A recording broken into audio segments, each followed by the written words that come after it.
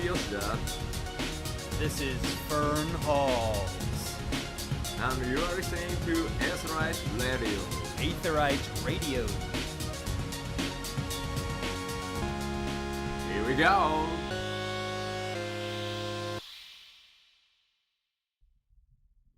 This thing is so cool, you guys. As soon as it's done, it unmutes us. Fusion put in a lot of effort to make this just so easy.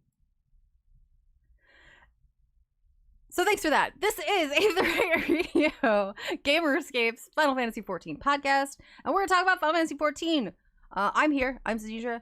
I have with me Aldianaux, who's almost always here. Just such a reliable, such a reliable friend man. Rook is just the busiest lady, so she's probably in a different country or something. Yeah, probably. Yeah. So she's not with us today. Standing in, well, actually, so this is not even really a story, but standing in for our beloved Fusion Nexus, he's on his hiatus. Chari says, Zen without red hair, imposter. Yeah. That's so true.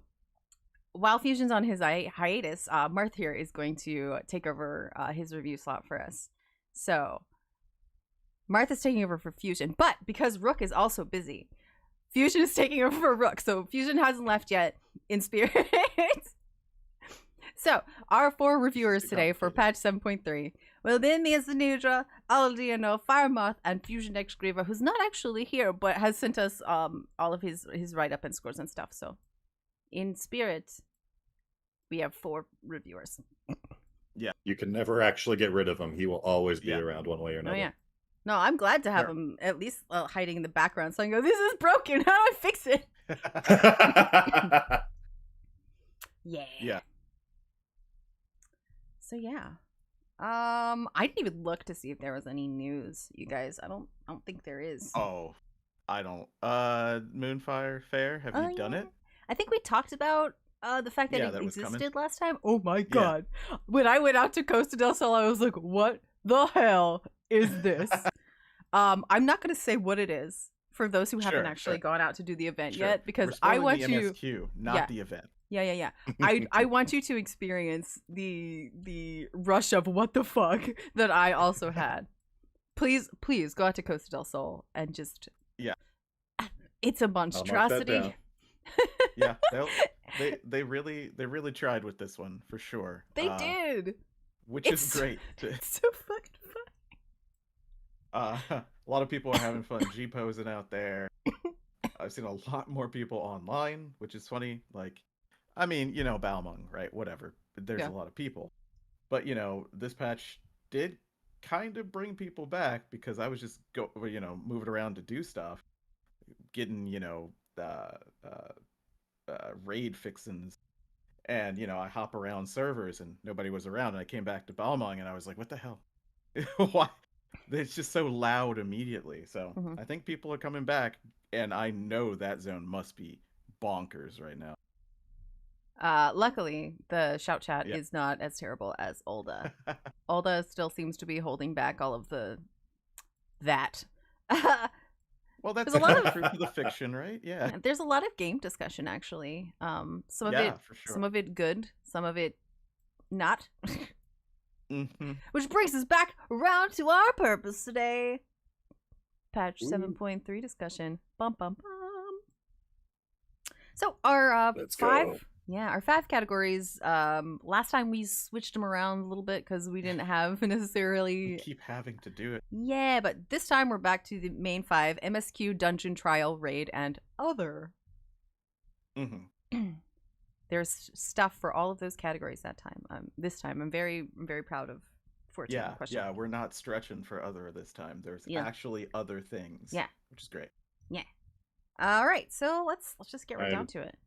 What's up? No, what'd you have to say? I was gonna say, we'll see about that opinion on actual stuff in other once we get to the other section for me. There's stuff. I mean, there is stuff. Whether it's good or bad, we will see. Yeah. We'll wait till we get there. Yeah. All right, so let's start with MSQ. This is so strange because normally I don't think I've ever led a review before. Normally I just wait till it's my turn, and then I say my piece. Okay, so the MSQ this time we're a little bit all over the place, to be honest. I don't know about you guys, but I do think that this was one of the stronger stories. Does that make it great story right now? No, but I feel like it's actually genuinely approaching interesting. It's trying to do something. It's getting to its point, and it's managed to land some of the themes this time around that it's been poking at the whole time and kind of missing. So I feel like whoever has been maybe main lead writer on this is maybe finally getting into their stride, which kind of sucks since this is like I think the last story patch for the climax this of Dawntrail, for this expansion.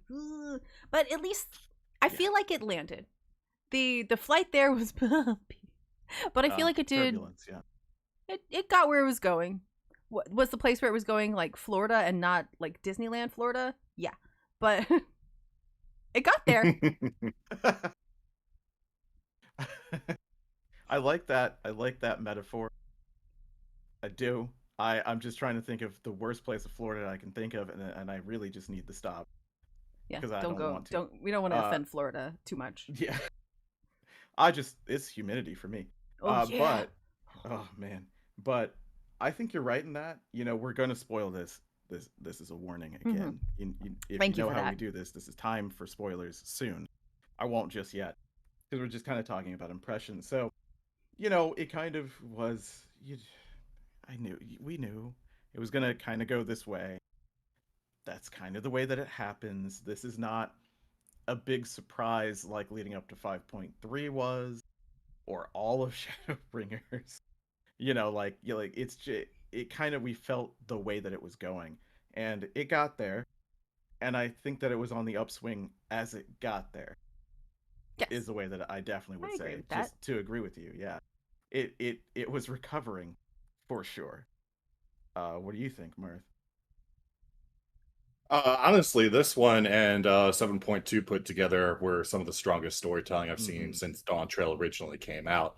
I kind of actually like the Alexandrians and the Fear of Death thing going on. Probably because Final Fantasy IX is my favorite in the entire franchise. So it's feeding my fanboyism on that. Yeah. I loved it. I loved the villain. I liked the way things built up. But then it kind of it crashed down at the end for me. Once we start talking spoilers, I'll say what that was. But for the most part, I was left satisfied by the MSQ. Yeah. I think it's so interesting. Some people really hate and some people really love. I feel like there's almost no in between when they take a concept from another game, like the one with 4, the one with 9 now, and they build it so strongly into the MSQ. Some people absolutely hate it, have to stop playing the game because it fucks with them so bad. Some people are really into it. Some people love to see that little piece of the game that they love so much from, honestly, years and years and years ago at this point, being brought back forward into this theme park of our MMO. Yeah. I'm personally on team. Yeah, I really liked 4, so yeah, I really liked the 4 fiends. And oh, you go ahead. Yeah, to a lesser degree, all of this for 9, but yeah, I don't know. It's one or the other. It doesn't seem to be any in between. Yeah. It really depends on how blunt they're swinging the cudgel when it comes to their references. I wasn't a big fan of the 4 references, not only because I haven't really played 4, but because it was such a blunt, in-your-face reference to everything directly from 4. 9 was a little more subtle. Mostly the meandering on mortality and stuff like that, mostly taking the themes and a few names from 9. My fanboy says I would have liked to see what they did with 4 with 9. I would have liked to see more of that personally, but the more subtle approach and focusing on the themes is what I prefer when they're going back and referencing past games. I don't know. I kind of wish we'd seen Kuja. We'd seen a little bit more of the actual like characters and stuff. I get why we didn't. I can agree with your perspective that doing it more subtly is probably going to soothe the nerves of the people who are just against that concept entirely. But I really liked seeing the 4 fiends. Oh my gosh. Yeah. And Golbez. I would have loved to see like Black Waltz, because this is a place where making vessels for souls, and that is a thing that they could have done. They kind of do. Like, we do have the robots that are being inhabited, but man, that would have been cool to really think about identity with that fact, right? The way that 9 does. It could be great, but I know why they don't, right? Like, we talked about it. This is why they don't. Go play 9. No, seriously, go play 9. Like, go do it. 4. What he said. And 4, yeah. When you get a chance, it's like, yeah, I don't know if the Pixel remasters or any, like, I haven't replayed them in a long time. I don't know which one to go to, but you can find that information out. Go do it. It really just deepens the love, right? It just deepens, and it can kind of gloss over some of the points of the MSQ that you might not like, because you're like, ooh, that thing. That, I remember that thing. I'll admit to that. You know. I will admit to that. I don't know. I think that they landed in a decent place with it. And actually, we were talking last time with Zimoka a lot about how this isn't that different from A Realm Reborn. The stories are both not super strong. But in A Realm Reborn, everything was new. Everything was shiny. None of us knew how to play our jobs. We were all terrible. Now we've established the pattern. We have the formula. We've seen it a lot. And so there's nothing new and shiny on that scale to take away from the fact that the story is okay. You know? And some of us are still bad at our jobs, though.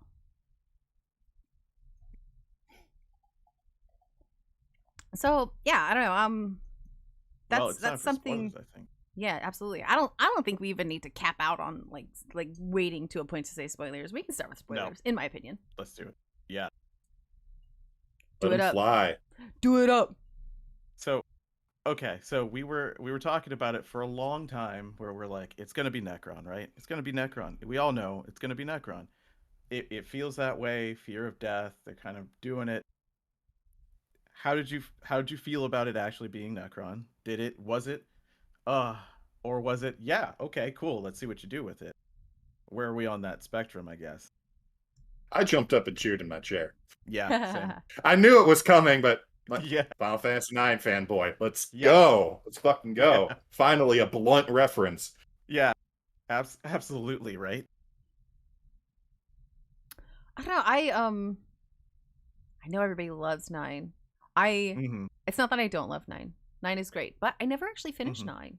So first of all, yeah. Oh, really? Yeah, no, never. I think I borrowed it from a friend and had to return it, so I never finished 9. But yeah, back in the day when you could just hand off discs. Woof. Oh yeah, when that was the thing you could do. Woof. But yeah, I never finished 9, so I was only vaguely familiar with the concept of Necron, and so it wasn't until Charles suggested that might be what we get at the end, like a year ago. It was even on my radar.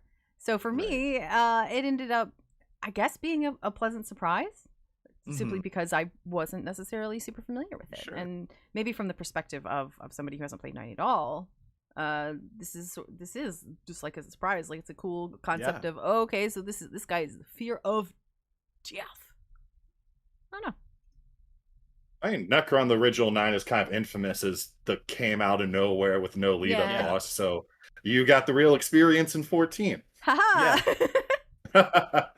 Maybe like, what the heck is this thing? Okay. Maybe we could even suggest that he had more lead-up in 14. Yeah. Yeah, you could argue that, yeah. I think so, yeah, for sure. I really dug the Fear of Death stuff. I think we talked about maybe 7.1 around that time, where we're talking about the funeral, right? 7.1, 7.2 time period. And how for some people it didn't really ring, like I can't remember, someone was like, yeah, when that kid was like, oh, can we die? It just didn't really hit that way. I think they got it now. I think because of the groundwork that they laid with that sort of stuff, that successful or not, depending on the person, I think they hit it towards the end, though, right? Like, you could feel kind of that why the Alexandrians were desperate, why they started to fight over resources for the regulator, like that amped it up, I think, to a good degree. It's not quite a Bert showing up and going, hey, you have the Echo and I'm going to be the Warrior of Light. It's not that. I don't think. Not for me. But it's pretty dang good, I think. Oh yeah, watching the different parts of the society just kind of start to crumble as they start learning and realizing the reality of the situation around them. Which is why, after the trial, as the MSQ goes to its conclusion, they fuck it all up. Oh, sure. That's what I wanted to know, where it hit. Getting out of the trial, everything's done. It's moving towards conclusion. Kryl starts her monologue. 1 or 2 throwaway lines. Oh, turns out we can flip a switch and restore every Alexandrian's memory. Sure. And make everyone whole and normal again. We are giving you the golden ending without any lead up, any reason. We're going to ruin everything about the drama of the Alexandrians by flipping this mysterious switch we found. Were they ever told that they couldn't do that? I don't know. I don't feel like we were told that they couldn't do that, but it was definitely restricted because of FFXIV and Calyx. It was presented as they were deleted, and you know, maybe things that are deleted are not usually deleted, you know, in technology, right? But I think maybe it does feel weird to just get them back. I do understand what you're saying there for sure, because that loss is part of Alexandria, right? And it's kind of like taking something away from the character that they built. It's like, I love the First, right? And I think the people on the First are insanely resilient, insanely cool. I love the fractures that they showed, right? But I'm like, you know, one of my personal theories is, if the end of days happened on the First, like, oh, despair, they'd be like, yeah, whatever, man. Like, do you know what just happened over the last, like, 50 years? Who cares if there's blast? We don't even care anymore. And Alexandria was just so fragile, right, when you think about it. And it is interesting to just take a little bit of that away. But I guess, and maybe we won't see it because this is the end of this story in Dawntrail. Theoretically, who knows what they're going to do in 7.4. So many quotes. I know. I'd like to see them grapple with that a little bit more to make that worth it. Because I agree with you there. It was like okay, and we're good. Play smile. Like, I got you. Thanks for reminding me of that. I just like to rile people up. That's why I'm here. That's the only reason they haven't gotten rid of me yet. Oh, and that I show up, I guess. Yeah. It's like, well, we can't get rid of him. He just keeps coming back. Consistency. No, I appreciated. I'm fine with the story going for the golden ending. Everything's fixed and all that. But they didn't really do anything to lead up to the discovery that they could restore the memory. Like I said, it barely even shown on screen. It's 1 or 2 throwaway lines in Kryl's dialogue. It's like, if you want the good ending, put a little work in for it at the very least. Sure, you know, like that's what kind of right at the very end kind of darkened my outlook on the MSQ for this patch. It's like they were speed running it. Am I crazy, or did we get like a 2 weeks later type time skip? There was something like, oh, there's nothing for you to do, Warrior of Light. Why don't you hang out in our bar for the next 3 weeks? Yeah. So, Yes, I will hang out with Shale for the next week. Thank you. So I guess they were going for like a montage, like, we had 2 weeks to figure this out, and we totally did. Wink. Yeah. I don't know. And if people didn't like the whole, well, we solved tempering in a patch, I didn't like definitely not gonna like, we got your memories back in a fade to black for 2 weeks. I get that for sure. I think that it could have been better earned. It could have been after, you know, something we come back to as an not optional, but kind of another dungeon or something, like a la the twinning or something like that. We just go back and revisit an area and we go and do the thing, and then maybe a patch we go talk about it. But yeah, I think that they were just trying to get through. They're like, Solution 9 is over, we're done, we fixed it, keep going. Time to go to the next thing. I did actually really appreciate the fact that they had the citizens call Sphene out. They're like, Yeah. we've known it's been you, You're dum not dum, sneaky. like the whole time. Goof. I Your mean, model is unique, lady. yeah. Come on. I don't know. I appreciate that because like she thought she was hiding. People like players over here like this. How do they not notice? Like she's been their queen for their entire history. Yeah. Well, You not know, I entire, think- but a big chunk of their history. Yeah. I think it's a good segue into talking about Sphene as a new character, as her arc came to a conclusion to be Wheel of Time, but not the conclusion. Right? I really, and a lot of people before this were saying this, they really like Sphene. I'm interested to see that she's staying where she was, right? At least it seems that way. Of course, that could change, right? Seems that she's going back to be with her people, not joining us as a companion, right? Like, a lot of people were like, hey, I would be okay with that. She's kind of cool and kind of interesting and could be a cool viewpoint character for some things. And I agree and disagree. So I don't know. How did you guys feel about that? Did you even think that she was going to follow out of Alexandria? Yeah. No. I actually really didn't like Sphene to start. Especially when she was basically reset. Fair. It felt a little contrived. But as they built up the character of actual Sphene, my mind got changed a bit. I think that she was able. Through her they were able to establish character growth, which isn't always the thing that they manage with characters. Sometimes you jump from I'm an idiot to I'm ruling a country with characters, at least. But this particular person who needed to grow into becoming a ruler had, I think, issues that make sense for somebody who was in her situation. And while she doesn't necessarily have the time to convincingly grow through her issues, she was exposed to situations that would have been situations that would have helped that growth. So it makes sense that she reached that point. And I also kind of like that she's not entirely there either. She's just at the precipice now, where she's realizing that not only does she want to take care of these people who she didn't think that she belonged with, she does belong with them, and they want her there. And I think that's a really great springing point for the character. Will we ever see any more after this? Probably not, maybe, in just like passing, but I don't know that we need more from this particular character as far as her growth in becoming a leader. She was already a leader. What she needed to do was learn that she was still needed and belonged. So I think the way that she ended up was actually really good. Her character development might be part of the best part of Dawntrail, in my opinion.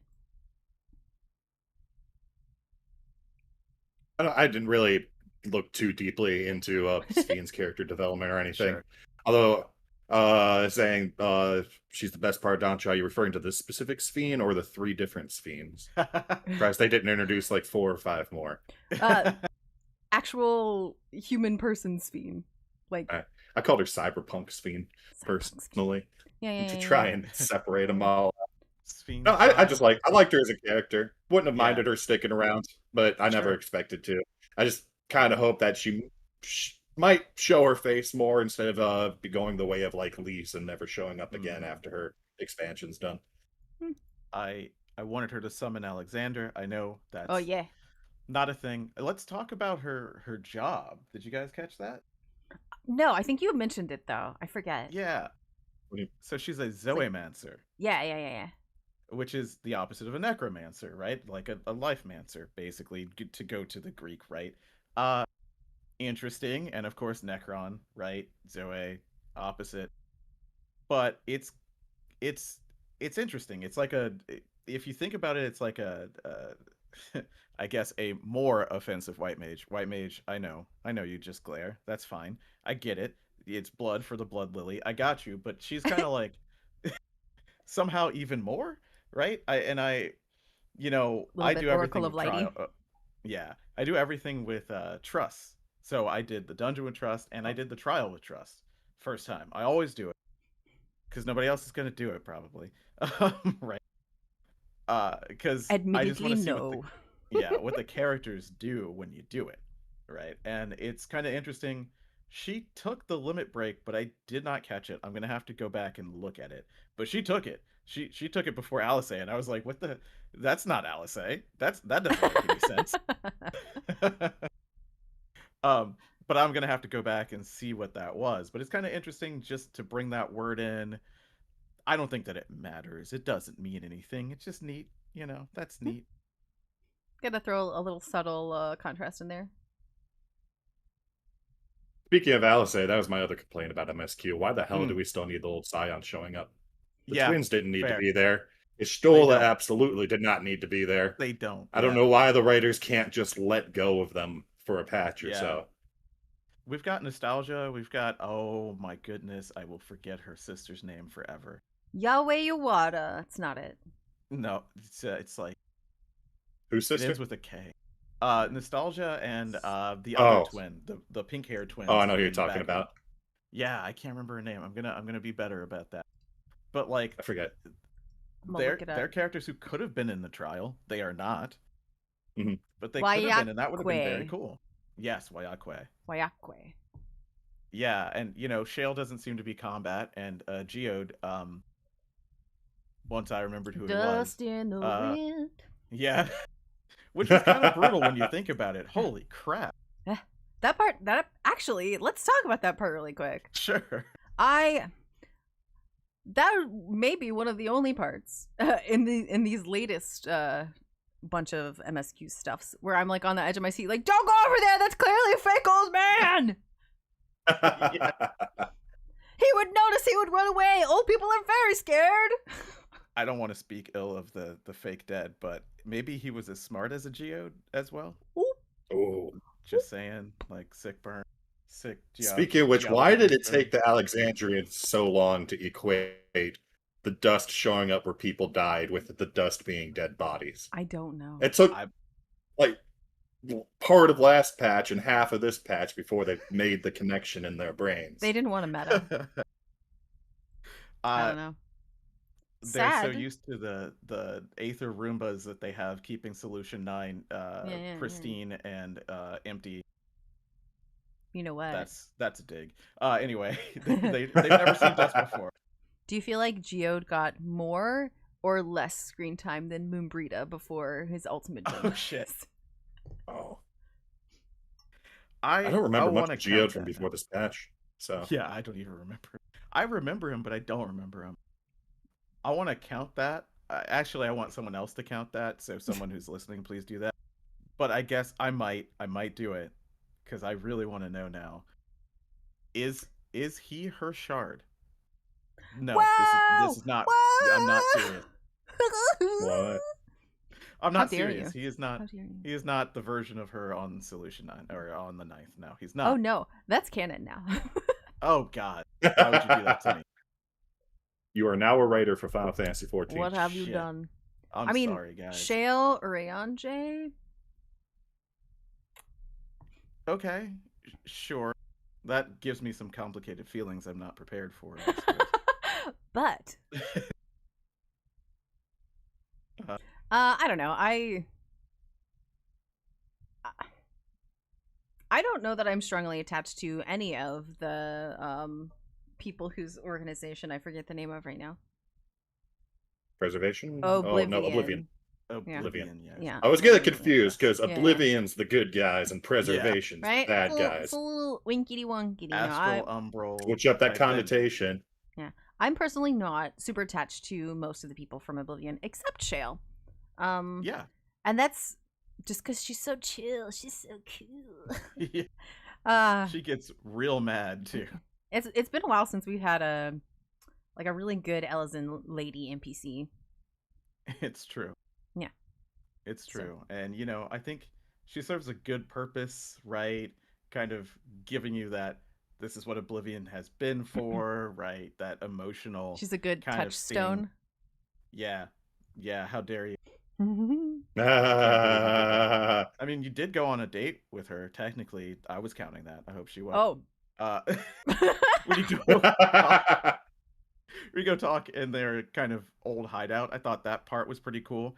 And one of the cool things is you can drink or not drink. You can choose if you want to drink to her friends or not, which is just kind of nice. You know, some people are against that sort of thing, and maybe their character might be. It's cool to give you the choice. Like, it's not like huge, but it's interesting because there's been times where people have wanted to choose, you know, not to fight a guy who really wanted to fight them. And it would have been nice if you could have. That's exactly where my brain went. Yeah, exactly, right. Give us more of that. Don't reward agency. the idiot.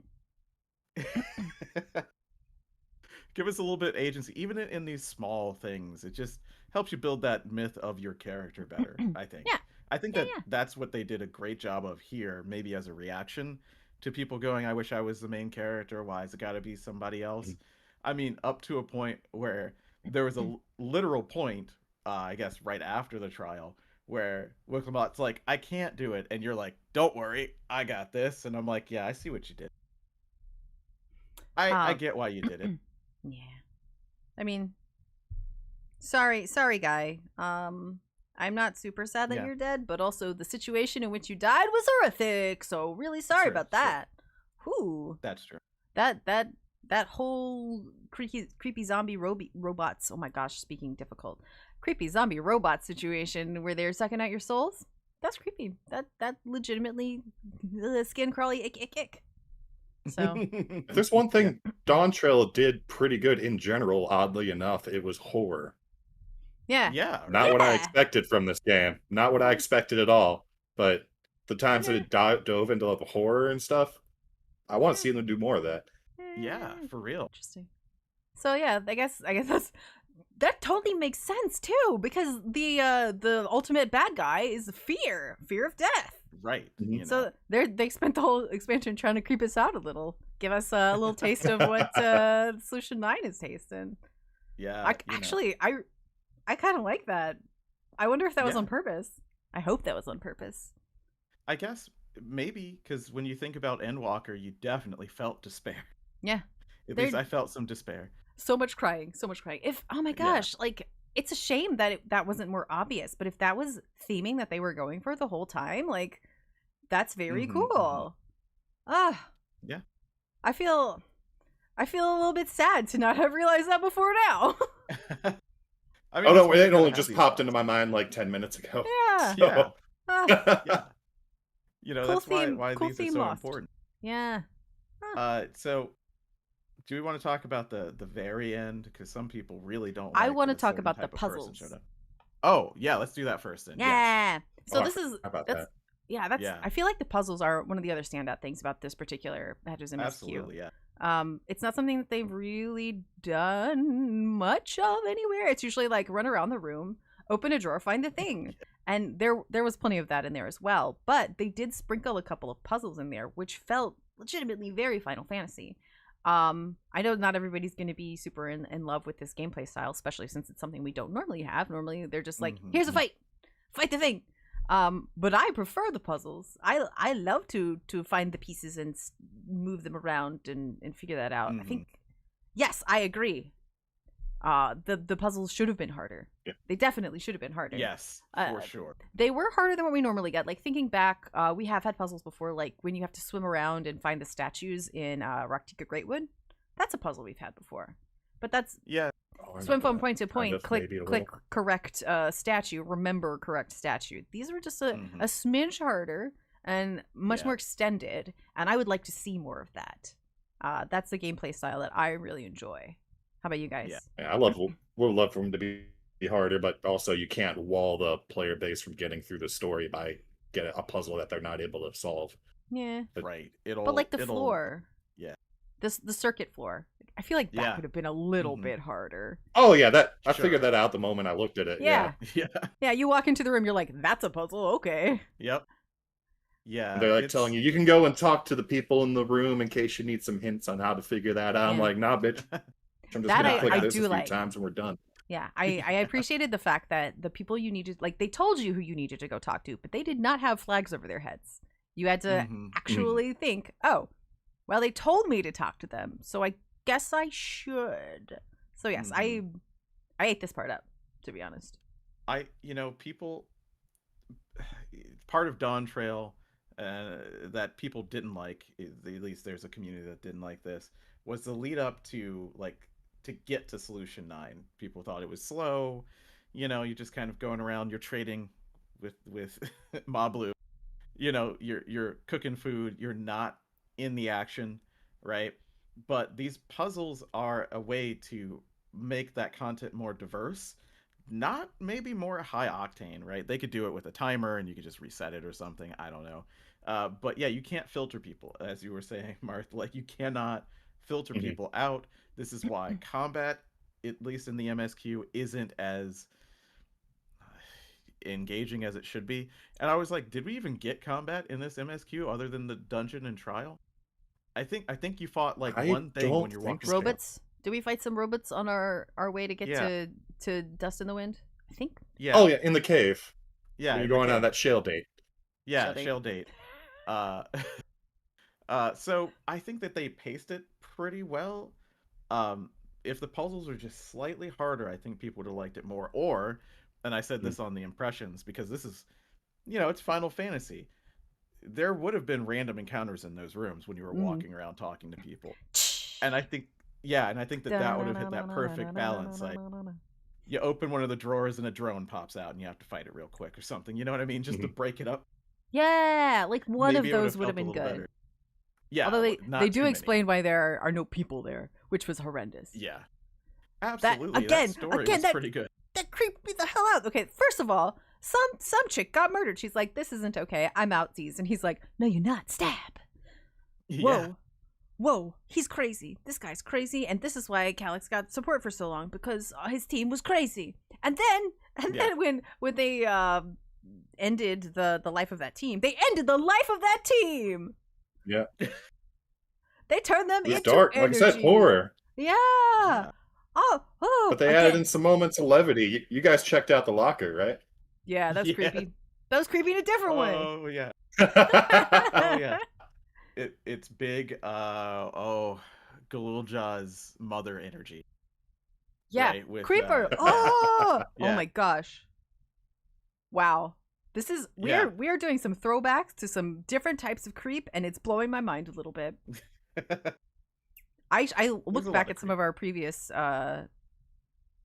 reviews for prep for this one, and what I started out one of my reviews with PSA: stalking isn't okay. Yeah. So that apparently made impression at some point.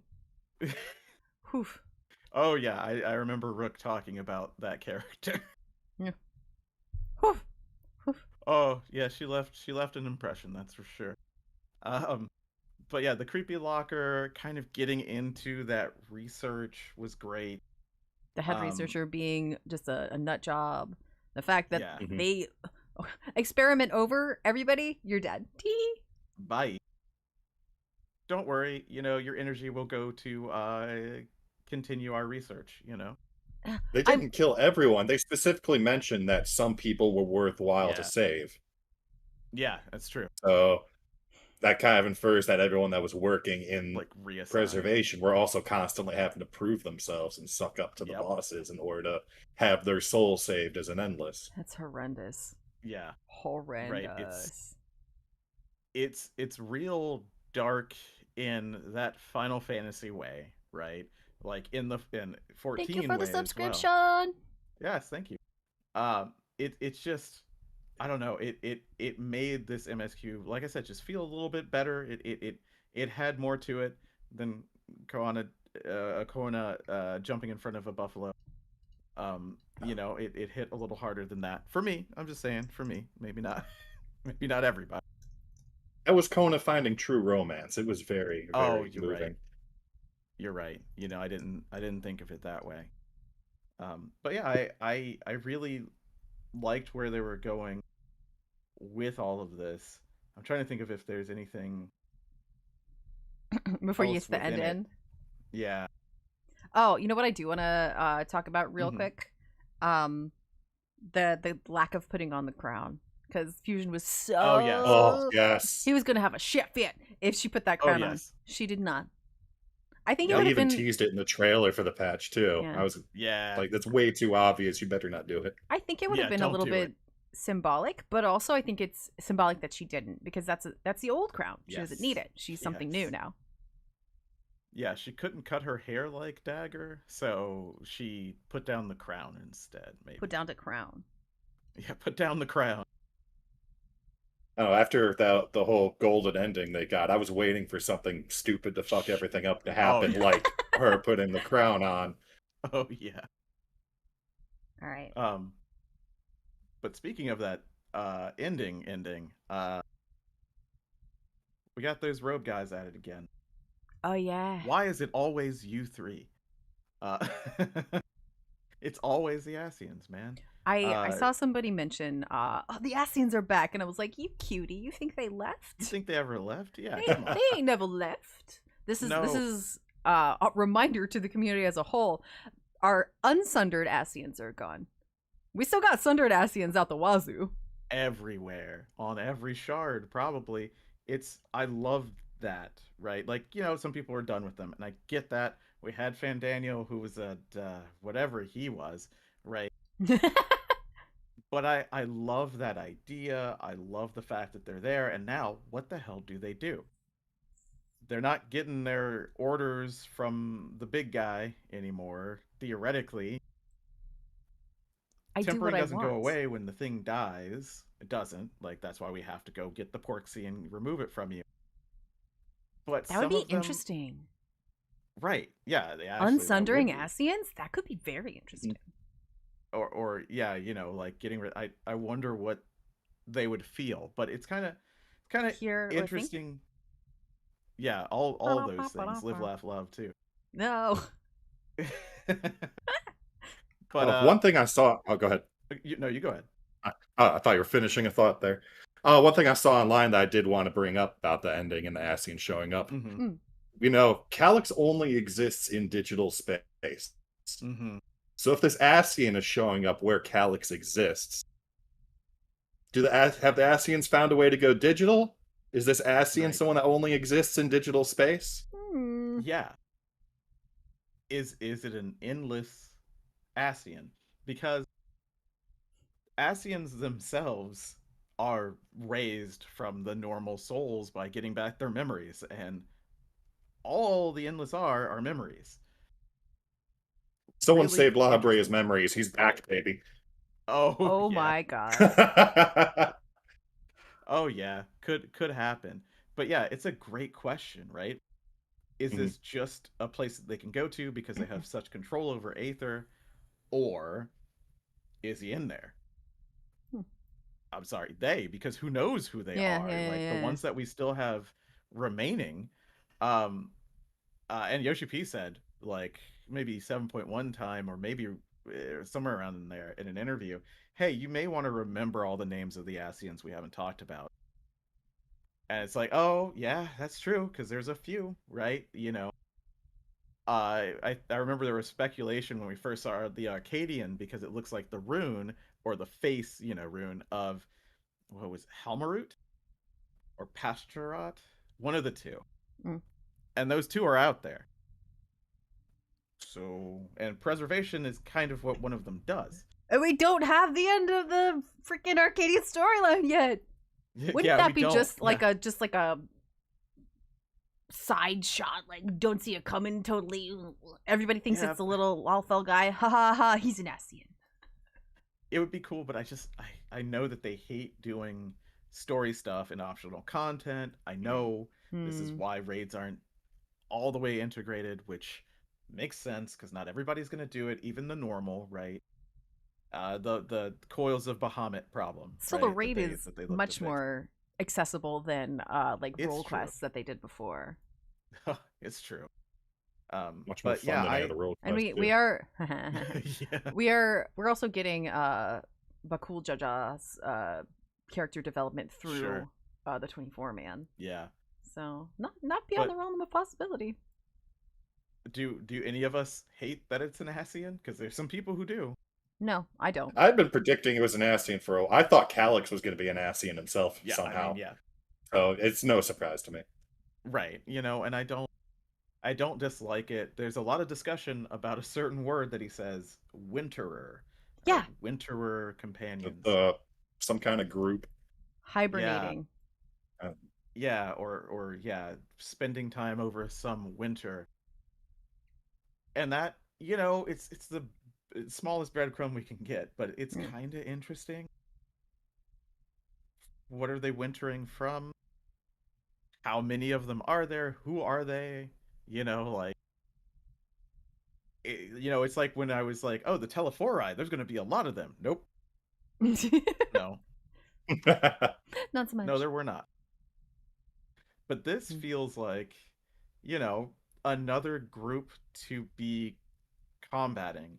And, I wish that Calyx didn't have an X in his name because it feels very Organization 13, and I'm just not a Kingdom Hearts fan, so. But hey, you know what? That's fine. Maybe there's 13 of them. There were a lot of Ascians. Oh, hold on.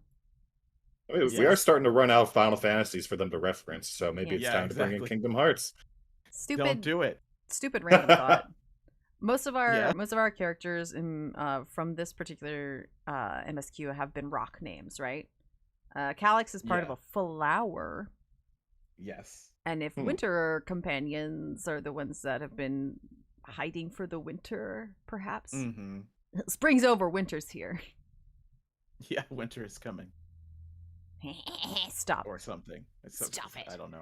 Either way, the flower dying for the winter to come is sort of a There's a really cool, interesting theory that I saw on Reddit somewhere. I'm pretty sure. I don't know where else I would have seen it. I don't really bounce other places. So Calyx is from a shard that was destroyed but not rejoined, right?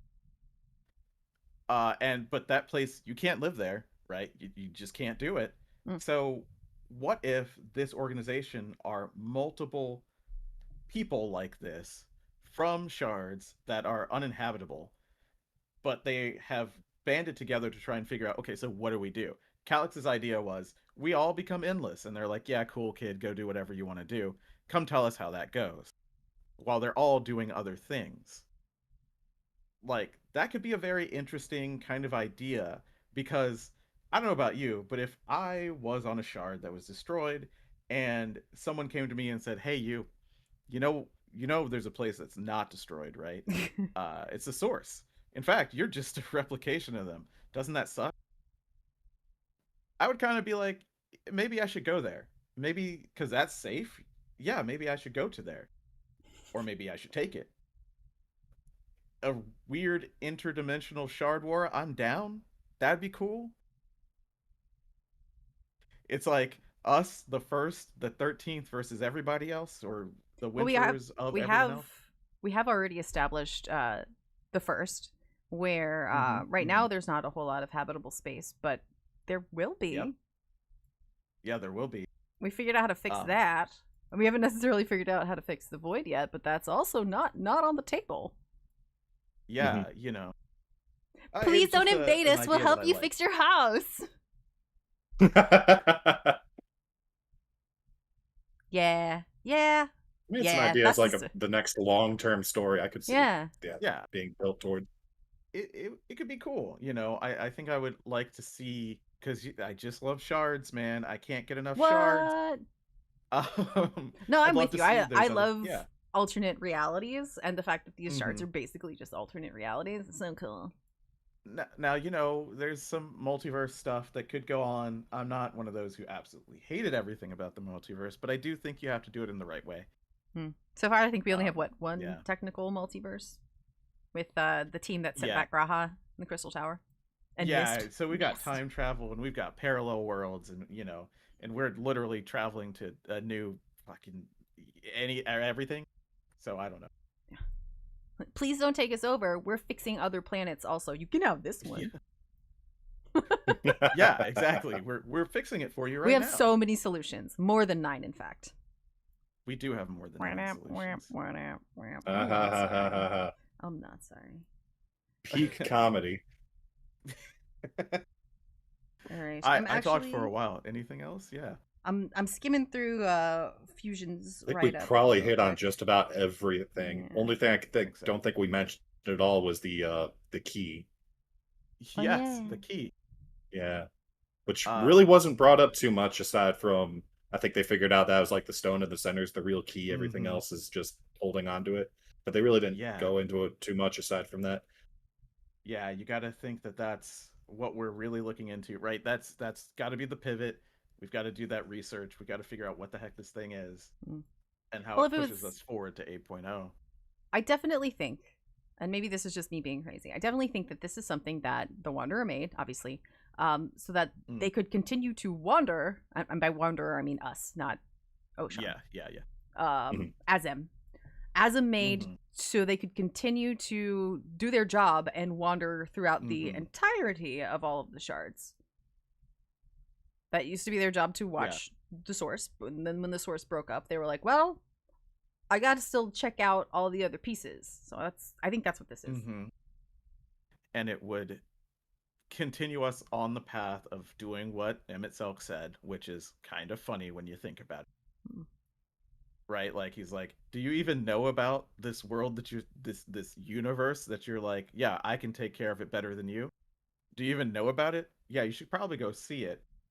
And yeah, I think this is all in service of that and whatever Mhm. end that is, smushing them all together at some point, which probably is a bad idea, but only if you could smush certain parts of them together, like with that key or something. So I don't know. It sounds interesting to me. Sounds cool. So the little things that I pulled out of Fusion's write up, just so Yeah, that we to see if still get his bit of discussion in here. Mhm. Let's see. He, I don't think, was a fan of Necron being predictable. I'm gonna try and do Sure, this yeah. as we're speaking about the points next time. So my apologies. Oh, cool. So yeah, he was definitely on team. Why are we copying other Final Fantasies? He did like the puzzles in the middle that we spoke about. That's yeah. He said not to the detriment. Like if they put a lot of effort in this, not to the detriment of other content. I don't Mhm. necessarily agree with that, but I see the point for sure. And then he mentions how he said, "Wouldn't it be funny if they just threw an Ascian in there?" But he does say that he's looking forward to seeing what the heck this new group does. So there's that. So I think that's it for MSQ as far as us. I'm gonna throw up our scores real quick. I gave it a 4.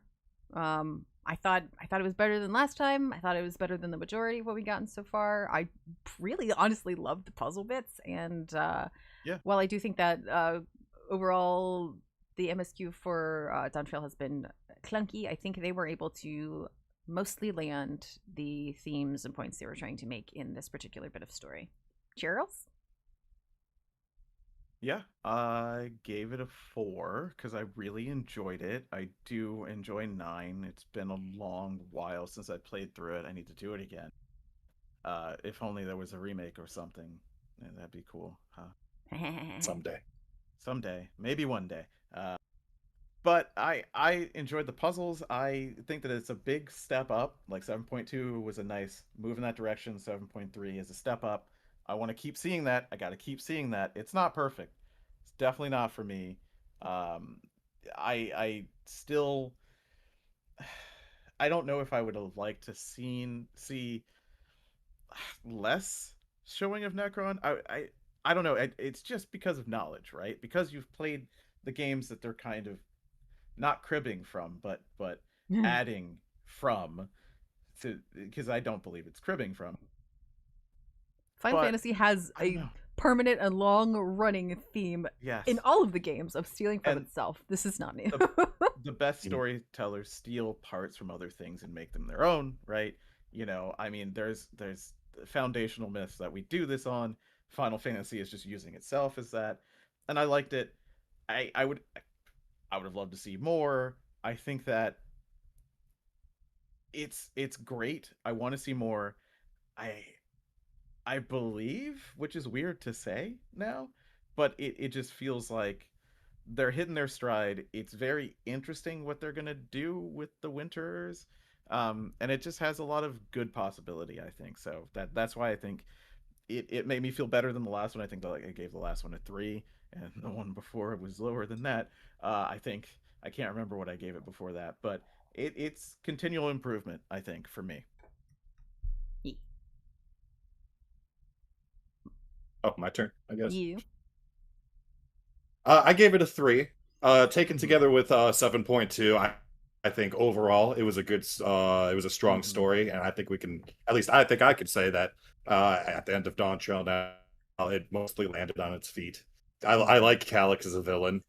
He's a fun villain. I like to see him start to fall apart at the end. I look forward to seeing where he goes. That was fun. Yeah. My main issue was the flip a switch and fix everything at the end of the patch. It was just a huge stumble and left a big stain that I couldn't ignore right at the end of the story.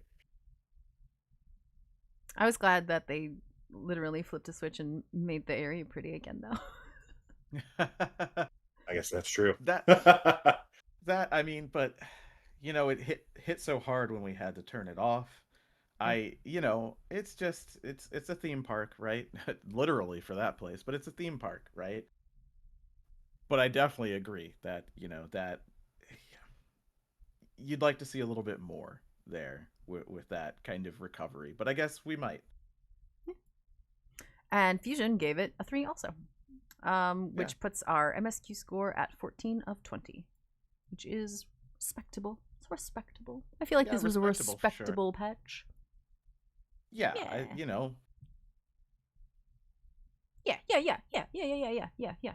Okay. Yeah. So let's get a little bit more specific now. Let's talk about the dungeon. Dungeon. All right. So I like this dungeon. I definitely think it was better than the previous dungeon.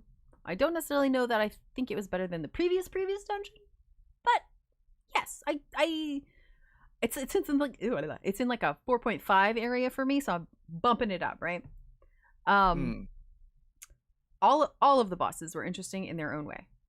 All of them had something unique about them that we haven't seen before. The first boss, they covered up the floor. You couldn't see the AoEs. You had to use your memory. You had to remember which knockback thingy showed up first. Cool, great. I like that. Do more of that. Make people pay attention. I really love when they make people use their brains in a fight. That's what I want to have to do. I don't want to be falling asleep in the dungeon. The second fight, I'm going to say, is probably the most interesting. You go in and these headsman dudes separate you and you take care of your own shit, hopefully. You cannot assist other people with killing their headsmen, but you can heal them. You can raise them, and especially because we were given Phoenix Downs, you can, if your healer dies, you can raise them. I've had to do that a number of times. I don't know about you guys. Also, as I was saying, healers, you can heal across these and should. Please. Please do. Please. Oh my gosh. But yeah, no, as a caster, please do. Yeah. The fact that they separated us and gave us this basically completely new thing and for that second boss was very cool. It's not as complicated as it initially appears, in my opinion. Sure, yeah. But because it is something completely new, and people are probably panicking, going, "What? How do I by myself? Where's the tank? Oh god, healing!" They die. They get flustered. Yes. And I see it consistently, to be honest. Which is both great and terrible. I don't know. It's it makes you use your brain, and that's, as I said, that's what I want. The last boss, I initially was thinking this was the least interesting one to me. Still kind of feel that way, but I don't. Yeah. I'm not going so far as to say that it's not interesting. What I found unique about this boss is the cast bars aren't useful, like at all. The one that tells you what the tank buster is and the one that tells you when the AoE damage is going out are useful. Everything else pretty much has the same name. So you have to pay attention to the patterns that come out. You have to pay attention to basically it's projecting citizens out onto the field. You have to pay attention to whether they're single citizens, whether they're clusters of citizens, whether they're running, things like that. So you're like, don't even watch the cast bars. Pay attention to what's on the field. Singles in my area? Yeah, there are hot singles about to explode in your area. Interesting. Because they do. I think. Yeah. Sure, I think that's fine.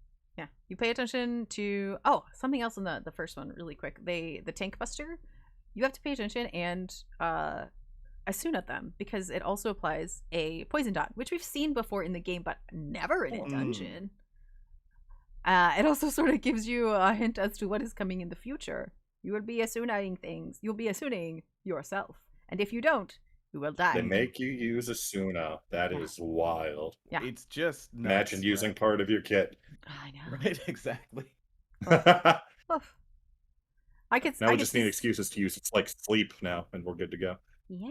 Oh, yeah. Hell We do need that. We absolutely do need that. Because when we'll talk about it soon, because our enemies are using sleep now. They sure are. Ooh. On like 24 people at a time. But yeah. Yeah, every time I do it. This dungeon is good. This dungeon is solid. The trash is formulaic and terrible as usual. Absolutely. But the bosses, great. Open up your brain. I'm at the point where I'm at the point where I don't even consider the trash when I'm talking about dungeons I anymore. want to have to consider the trash. It's always the same. It's whatever. It really is. It's actually, I will say, the worst part about this dungeon is that this trash is probably simpler than ever.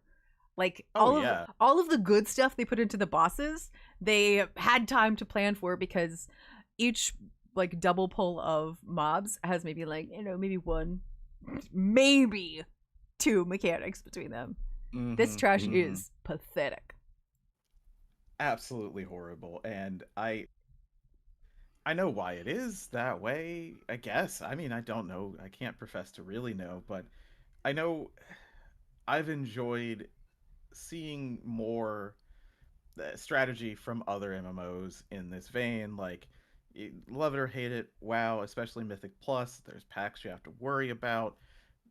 You end up doing the same thing every single time, kind of, depending on things. Mythic Plus, we don't have that, so I'm not even going to mention that, really. But I'm just the guy. I'm the guy who has to mention WildStar every single time we're on air. And I just go, there was like interrupts you needed to do. There was kill order. There was, that used to be a thing we would do. I feel like we haven't seen it since the last story dungeon in Shadowbringers. Yeah, sure. And, I have to say, I think I want it, because I also know that this is an expert roulette. I'm going to have to do this all the time. I don't want that friction either, but there's got to be a middle path. I think, I don't know. Yeah, that's where all I am. All mobs should have a special thing that they do, in my opinion. Some of them don't have anything. Yeah. At all. Like we were told, at least some of us, I'm not going to date us all, growing up in the 90s, you are special, right? Come on. Why isn't every mob special? Come on. The snowflakes would melt. But Chad is actually bringing up an interesting, not an exactly argument, but a point here. The scenery and the story that you're trying to pay attention to during trash is a fairly decent argument for why it was so lackluster. Gives you a chance to look around, see all of the visual stuff that they've put in place. Listen to Calyx tell you about how the war is starting in like a really monotone voice. Yeah.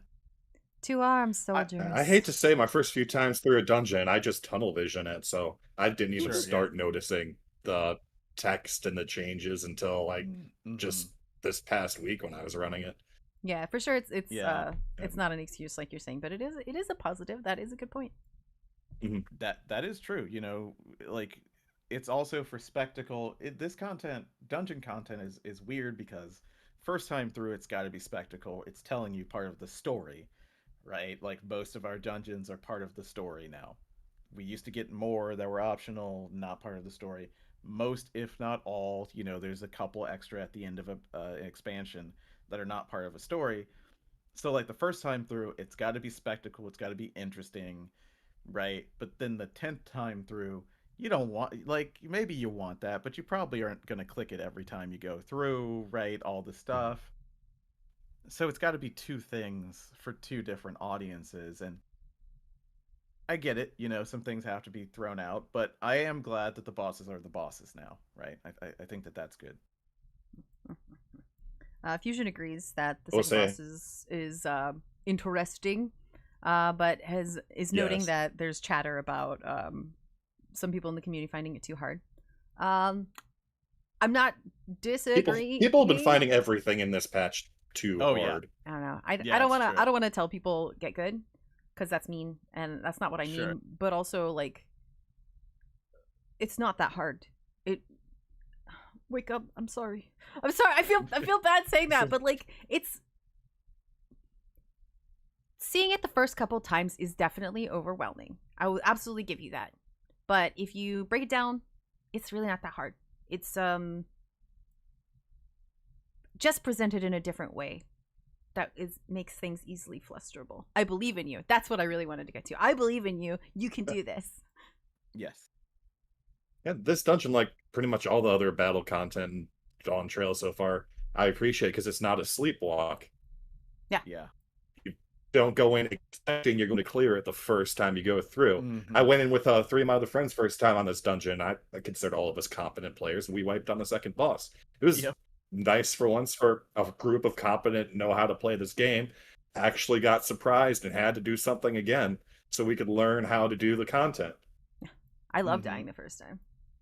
I mean, I prefer not to, because then that makes me feel extra special. But if something catches me off guard, I'm like, oh, there's effort here. Hello. Yeah, it's interesting because I always do it with the trust, and you would think that means, I don't know, that means it would be worse. But honestly, and I mean this, it's the easiest way to do it. It is. The trust know what to do. If you are a little bit afraid, just do it with the trust and just follow them. And then just be prepared for them to lead you to your doom, right? Keep your head on a swivel, but it will be That's slower, true. right? Sometimes they absolutely go to the wrong place. Some of the NPCs go to the wrong place. Or they'll go to places and you don't know the content, so you're like, oh, well, they've spread out individually. I probably should do the same. Yeah. So you still have to improvise, but I do like doing it the first time with the trust. Not really because of mechanics. I don't have too much of a problem with mechanics, but just to kind of see the spectacle of it. And it's a little bit slower through, but it's interesting because on that second boss, they will let you down. I'm not kidding. They will let you completely down. It is amazing, right? Because they just have lower damage in general. Yeah. So like, if you're playing a DPS, be prepared to also DPS every single one of the other ones of them. Oh my goodness, are they not good at that? This is why I don't do trusts. Yeah, it's slower, right? Like you give up Sorry.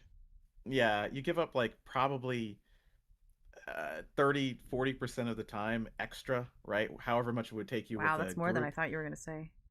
Yeah, it's not quite double, right? But if you're in a good group, you can get these dungeons down pretty low. Yeah, and I think it was like maybe 17 to 21-ish minutes. Just, the instance timer. And I died once because I didn't know what was going on. And of course, the trust, if you die, it resets because they can't raise you. So there's a little bit of difficulty there, but not much, honestly. Like you're the only one that matters, so you just reset. But I don't know. It is an interesting way to do it. If you're in a hurry, definitely don't do it though, because no, not worth it for that. Fusion brings up the point that he felt the final boss didn't really feel exciting or important because the trial comes right afterward. And the model of the final boss is boring. It was just yet another wall boss with 2 big fists. I'm kind of surprised he didn't do the hammer one side and then hammer the other side of the field like every single other boss of that model does. So that was nice. He did do one side though.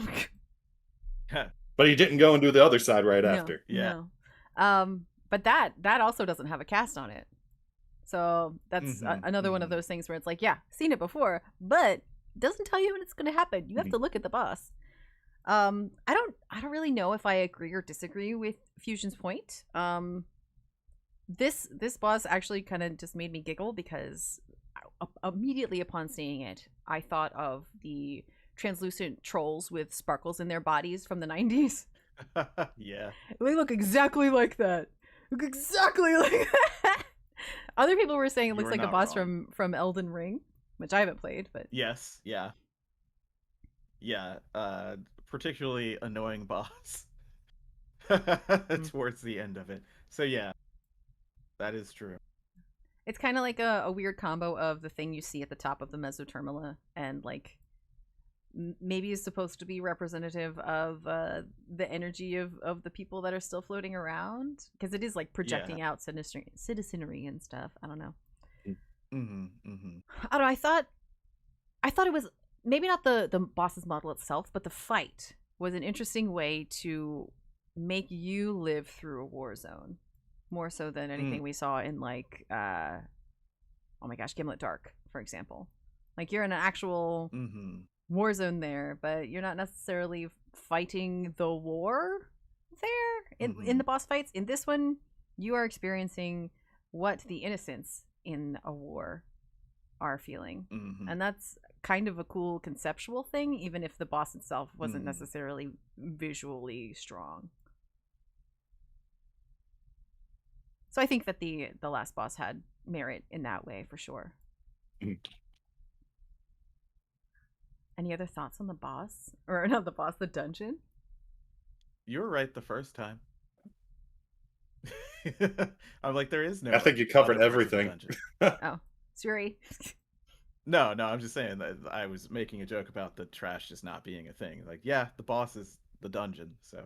All right. So for the dungeon, I gave it a 5. Like I said when I first started blabbering, it felt like it was lacking in the trash. It was around like a 4.5 for me, but I went ahead and rounded up because the bosses are good. The concepts are good. It was a good final MSQ dungeon. And then I have to be the bad cop. I don't know if I'm the lowest. No, I'm certainly not the lowest now that I think about it. But I enjoyed it. I think the bosses are good. I don't know. I'm just crying out for different dungeon content, and maybe I shouldn't be. You know, maybe I should really realize what the dungeons are. Maybe it's more me than the game at this. That can definitely be true.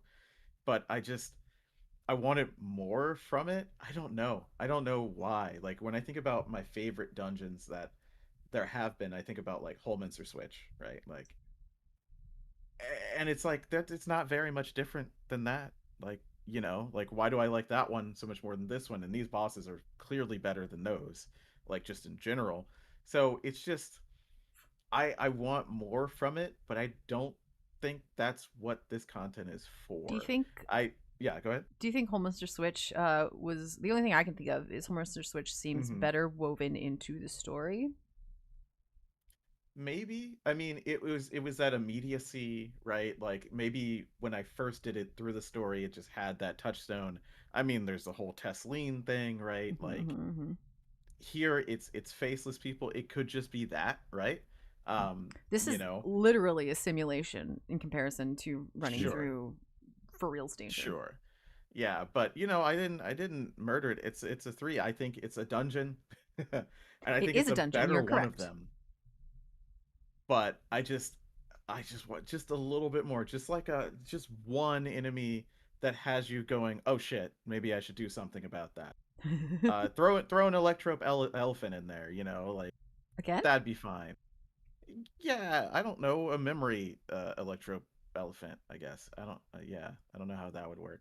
Maybe there weren't any in the war, and maybe that's why they lost when you think about it. Probably. I mean, it seems like it would have helped them, maybe. But yeah, I don't know. I think it's me and not the dungeons, but I'm crying out for more from the dungeons. That's about all I could say about it. I'm gonna try and say this name. Aphotophilic says maybe because Holman ads had hands. They did. They beat your face in. Yes, they did. And it's the beginning of expansion versus the end of the climax of one, right? What you got, Marth? On my end, I gave it a 5. Personally, I don't even care about trash pulls anymore. The dungeons are about the bosses. I've long given up on the idea that they're ever going to do anything with the trash pulls, so I don't even care about them anymore. But the bosses are some of the I don't want to say best, but most unique I have seen in these dungeons in a while. After finishing the second boss, I literally typed to the rest. Holy shit, did something. Ooh, you went robot. Right there. That's when I knew it was gonna be a good dungeon. Oh, is my connection going bad? You've gone digital. Right after the second boss, you what? I typed to my friends in chat, holy shit, they did something new. And it was after that I knew it was going to be a good dungeon. Yeah. So no real complaints. Trash packs don't matter. Bosses were fun. 5. I look forward to doing it more. Yeah. Fair. I think my favorite dungeon, and you're gonna laugh at me, is probably Totorak. 1,000 Miles of Totorak, old version. The original version. Ew. Yeah. Fucking weirdo, right? What a strange girl. No, the floor is annoying, but the dungeon itself made you do a puzzle. We're back on puzzles. Fair. And there was a puzzle that the community immediately found the most efficient way to do it. No other way. I mean, you say that, but depending on who you ask, you'll get different answers. There were different ways to do that dungeon, and people disagreed on what was most efficient, and I like that. I don't know. That's why I hate trusts. Trusts undo that sort of thing in dungeons. You can't. They do. Yeah, you can't really. Well, I would like for them to try to program around trusts and putting puzzles back into dungeons. Will they? I don't know. Yoshi, please. Yoshi, please. Yeah. And to be honest, that's usually why I do it with trust, because I'm like, I'm just gonna do it. I'm just gonna see it with trust. Like, they're doing this for a reason, and it's not for me, but I want to experience it. It's not worth it, honestly. Other than the little bits of story that you get, because there's some one-liners from like Sphene while going through there, because she lived that too, that are kind of cool. So if you're ever PTSD. really bored, it's like taking Alice to Holminster Switch, because that's bleak. When she realizes who that boss is, always gets me if I'm doing it with trust. Yeah. Which, I think I've done like maybe 4 times. So. For as kindly worded as Fusion's dungeon write-up was, I felt like it was pretty kindly worded. He has given it a 2. He did not like this dungeon very much. Which brings our final score to 15. Guys, did you know I talk for a living? Screwed. Which brings our dungeon score to 15 of 20. Which is, again, acceptable-ish. I feel like the scores would be higher, but also, ish. But that's just Fusion. Me. Oh, yeah. I'm gonna try real hard not to blame Fusion for anything today. All right, so let's move on to the trial. Oh, I should have clicked that. Whee! The music. Tell me about the music. How do you feel about the music? I wanted this so bad, because people are like, well, we know what it's gonna be, and I'm like, cool, give me that music. Could have gone more ham, but I mean, it's not like it's just what they did with 11 music, right? This is a new version of it that sounds good, and I like it, and I want it. I don't have it yet. But yeah, I just wanted to talk about the music first, because I knew it was coming. But when it happened, I was like, yes, give me that. Final Fantasy. I was never a fan of Necron's song from 9. I preferred boss fight before it, Transkuja's music. Yeah. I wish they could have found a way to put that music into here with a remix. Sure. It'll probably be somewhere else, right? Question mark, maybe? Yeah. It's just, it's one of those overly ponderous, overly long end boss Final Fantasy musics that, like the extreme dancing mad, it's got that pedigree. It fits right in with that literal nonsense. Hello, Obo. Yeah. I mean, it's so hard for Final Fantasy to miss with music, especially when they pull from previous stuff. They did admittedly miss a bit this time around on maybe two particular songs, but we won't go into that because that's not part of this patch. For me, the trial, it's up there. I thought that it was an acceptable amount of difficult for the MSQ version. I haven't gone into the extreme at all. I just haven't had time recently, but the MSQ version, I feel like had the right amount of challenge. And I loved seeing them go back to Omega era and pull the "you are going to your own little jail cell right now. Deal with that. If you live, you can come back. And also, if you mess up again, you're going back there." Yeah. I really like when they throw in little stuff like that. I think I mentioned last time the fact that they did it not only in the trial but the MSQ or the dungeon is very interesting to me. They're trying to make people have a little bit of personal responsibility, and I appreciate that.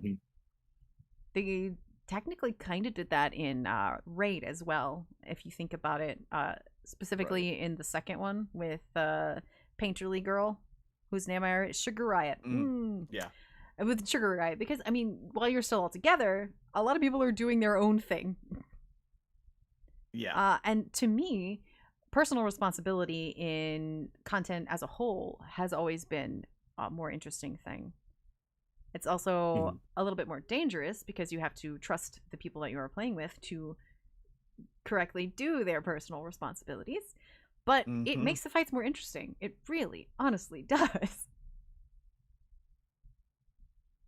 Yeah, so, I definitely agree. Yeah, I appreciate the personal responsibility in the trials. I thought the theming there was really cool.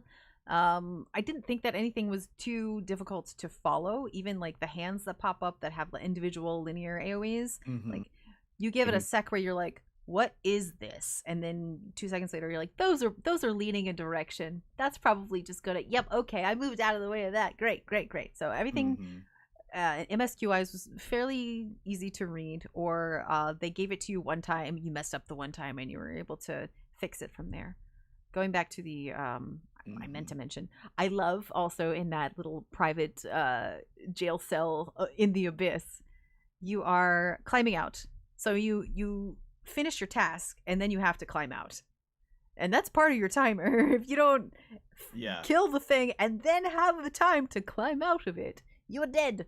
I also think that's a little bit symbolic, because you can finish a task and climb out, but it's more like I guess that's more of a depression thing than a fear of death thing. Fear of death. Yeah, but you're mired in those feelings and you're deep. Yeah. But the platforms are, I think, made of light, aren't they? Or made of crystals at the very least. Yeah, it's a little symbolic. Trying to get some symbology in there. Huh. I feel like there's not a whole lot to say about the trial. I have a few things. You go ahead. Fusion has brought up the fact that in the extreme version, you were not getting the correct amount of totems upon immediate release. Oh yeah.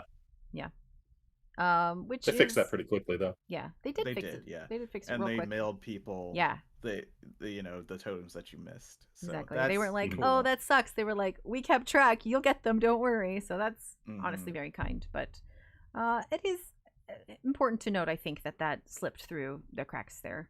Yeah, absolutely, for sure. That's the polish that we're lacking in places, right? And it just seems more apparent.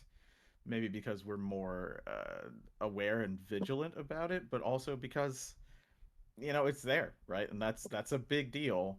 That's rewards, right? Like that's the reason that, not the whole reason, but the big reason that you're doing the extreme is for that. So I don't think you can ignore it, and I don't think that No, it needs to be immediately said. takes away from the fight, but that might be something that goes into other. If you think about polish, it did into mine. But the thing that I definitely wanted to talk about, and it's just a stupid little thing, right? So it's not a big thing.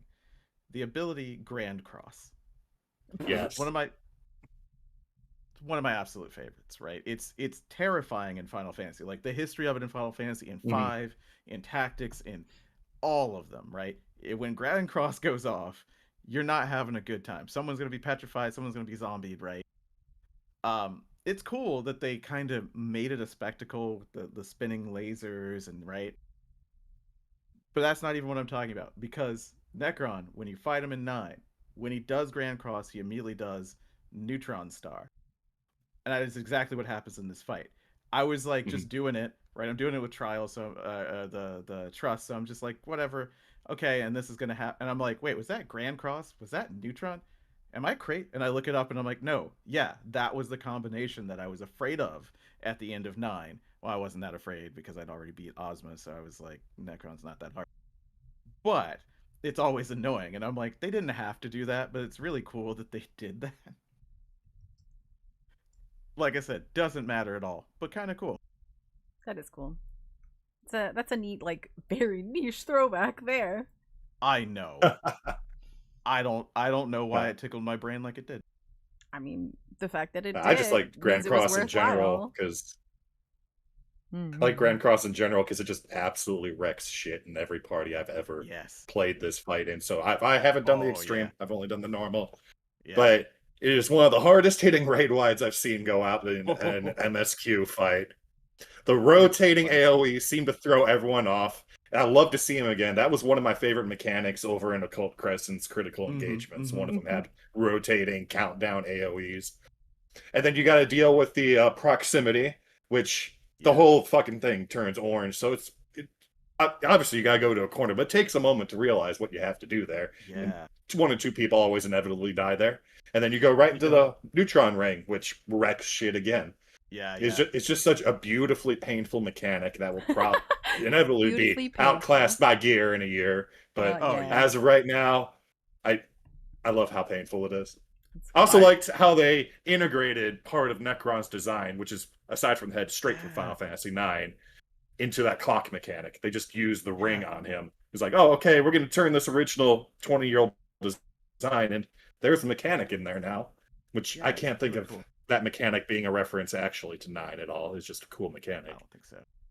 Yeah, it's really cool. Like, I don't know. I don't know what I was expecting for Necron other than we kind of knew it was going to happen.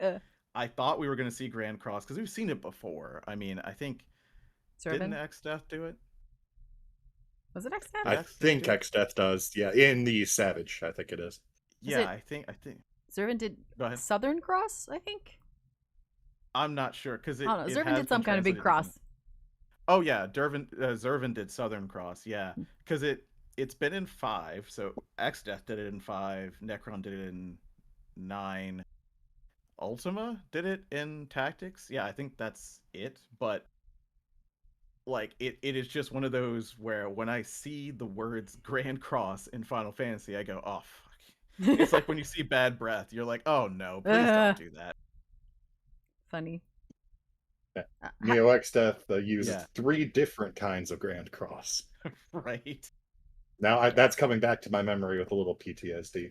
Yeah, right. So I feel having looked it up because somebody asked me about the appearance of Necron while I was streaming some stiff. It's pretty spot on, isn't it? The face itself is a little bit different, but kind of a similar concept. So different but similar. It's basically a direct rip. They've replaced the face with the face on top of the Meso terminal. It's got the like glitchiness. Yeah, the glitchy. Yeah. Doodle.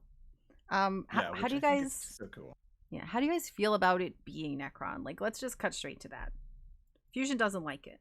Fusion was like, "Oh no!" What do you say? I'm not gonna try and make something up. He said, "Whoa, Necron! They used the Final Fantasy IX boss, an expansion largely focused on elements from Final Fantasy IX. What a completely unpredictable turn of events!"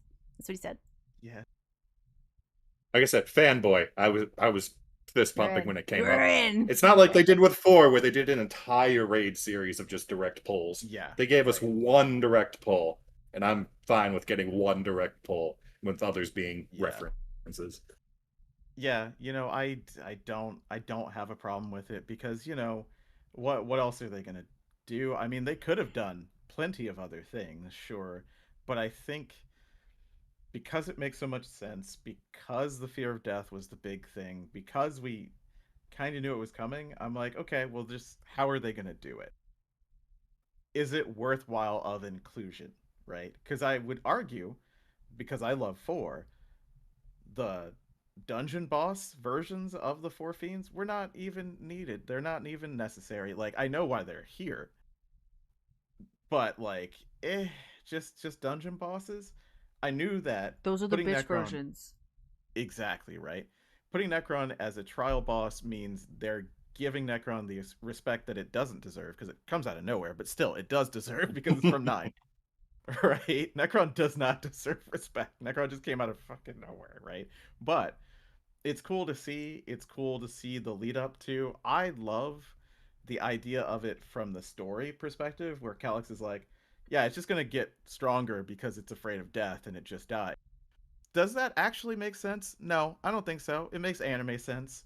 Um, it's like, well, shouldn't it be over the fear of death because it died and came back and it can't actually die? But whatever. I'm not gonna get into that. I just thought it was cool that he thought, well, obviously you're gonna kill it, but hey, you're just gonna have to keep doing it until I run out of energy. I mean, the whole shard runs out of energy, so go ahead, go at it. Yeah. Thought that was a cool use of it. Yeah. The fact that it, I guess we probably should have talked about this during the story, but the fact that when it dies, that is the concept that it is. So it's just refilling itself. That's kind of creepy. Right. Right. It's Also, really. correct me if I'm wrong. Oh, go ahead. Go ahead. No, you go ahead. That was it. I was just saying. Correct me if I'm wrong. This is the first time in a hot minute we've actually had a straight up legit primal summoning as a fight, Yes, right? I think you're right. I think you're right because we were doing Tural v Dral. Yeah. And then we had robots. Robots. And Void Lords. Yeah. So I guess the last like primal summon was Zodiark. Yes. Yeah. And it's really, it's cool how Calyx talks about, like, I got it from a concept, or I made a concept, because it's like, all right, well, Ascians are involved immediately, or at least the ancients, right? Ancient knowledge, because concept is a very specific word, right? They use for these things. I really like the whole, like, going from technology back to primal summoning, right? Because it's even called primal, right? You think of like this when the kind of, well, now allied tribes, but when those tribes or societies used them before, it was like of this fervor and like religious belief, and Calyx is just like, no, I just need something that will literally murder a guy. That's all I need, so I'm gonna use this faith, belief, no, fear. That's all I need. And that's kind of cool. That kind of elevated him as a villain for me. So I don't know. I like a lot of the trappings here for sure.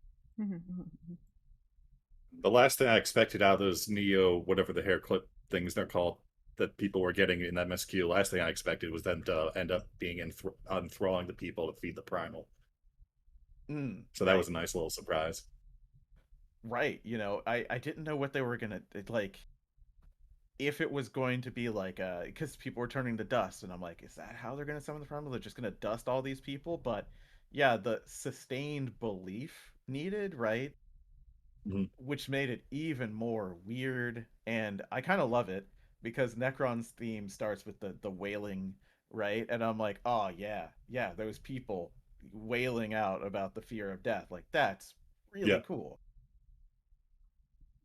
All right, welp, I'm gonna put up these thingies.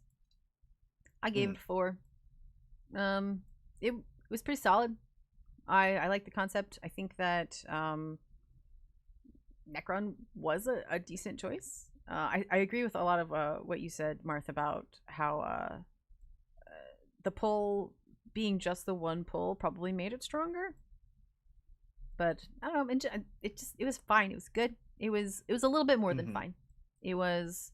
Yeah. It was not a 5 for me. It Sure. was not holy moly, my socks. Where did they go? They've been knocked off. But it was a 4. It was a pretty solid 4.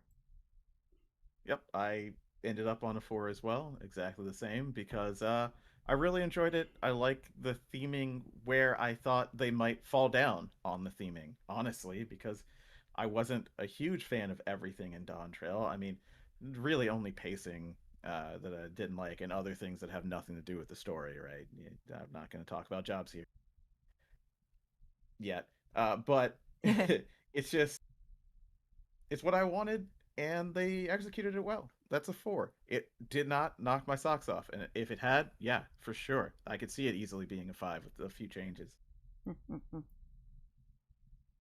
I gave it a 4 as well. You pulled the final boss, my favorite Final Fantasy game. I'm not going to complain about that. I shit myself when Grand Cross went out. That's all I could want. My only real complaint are all the hand-based mechanics didn't really feel like Necron to me, but Sure. they're still fun mechanics, so I'm not going to complain. So Right. a little bit of flavor fail brought a number down, but still a great fight. Fusion, as I mentioned earlier, was not impressed by the fact that it was Necron. Then let's see what else. He said he liked the fight and the mechanics, but I guess he was really super unimpressed with the fact that the whole totem thing didn't make it through, because he gave it a 2. Oof. Wow. That puts us at 14 of 20 for the trial. And brings us to the rate. Seems to be a trend. 14, 15, 14, 15. It is. Yeah. So I didn't like this one as much as I liked the last one, but I did still quite like it a lot. I felt like the story for this one was a little bit more character focused, which is neither necessarily good or bad. It does make me give more of a crap about Prish and what's it, Alactal? How do you say his name? Yeah. Warrior of Light from other Axolotl. Axolotl, yeah. Axolotl. Axolotl. Help me, chat. What's his name? I think it's like Axel, right? It's got like an extra L in there, Yeah. or like an extra X. Yeah, it might. Axlax. I don't know. Either way, I care more about them now, because they gave us a very good view into how they were feeling about probably not being real. That's deep, that's dark, that's scary, that's sad. Mm-hmm.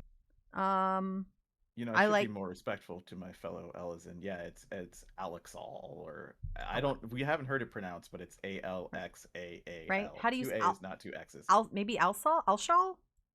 Alshal, maybe. Alshal? Alshal. Oh, you know, it probably is Alshal, because I think he took a Mm-hmm. oh my gosh, a Toral name. Yeah, it would be. So the yeah, X would be a Shu. because. Yeah, for sure. Alshal. But yeah, the L and the X next to each other made my brain go, ha. Alshal. That's your name now. Mm-hmm. Anyway, yes.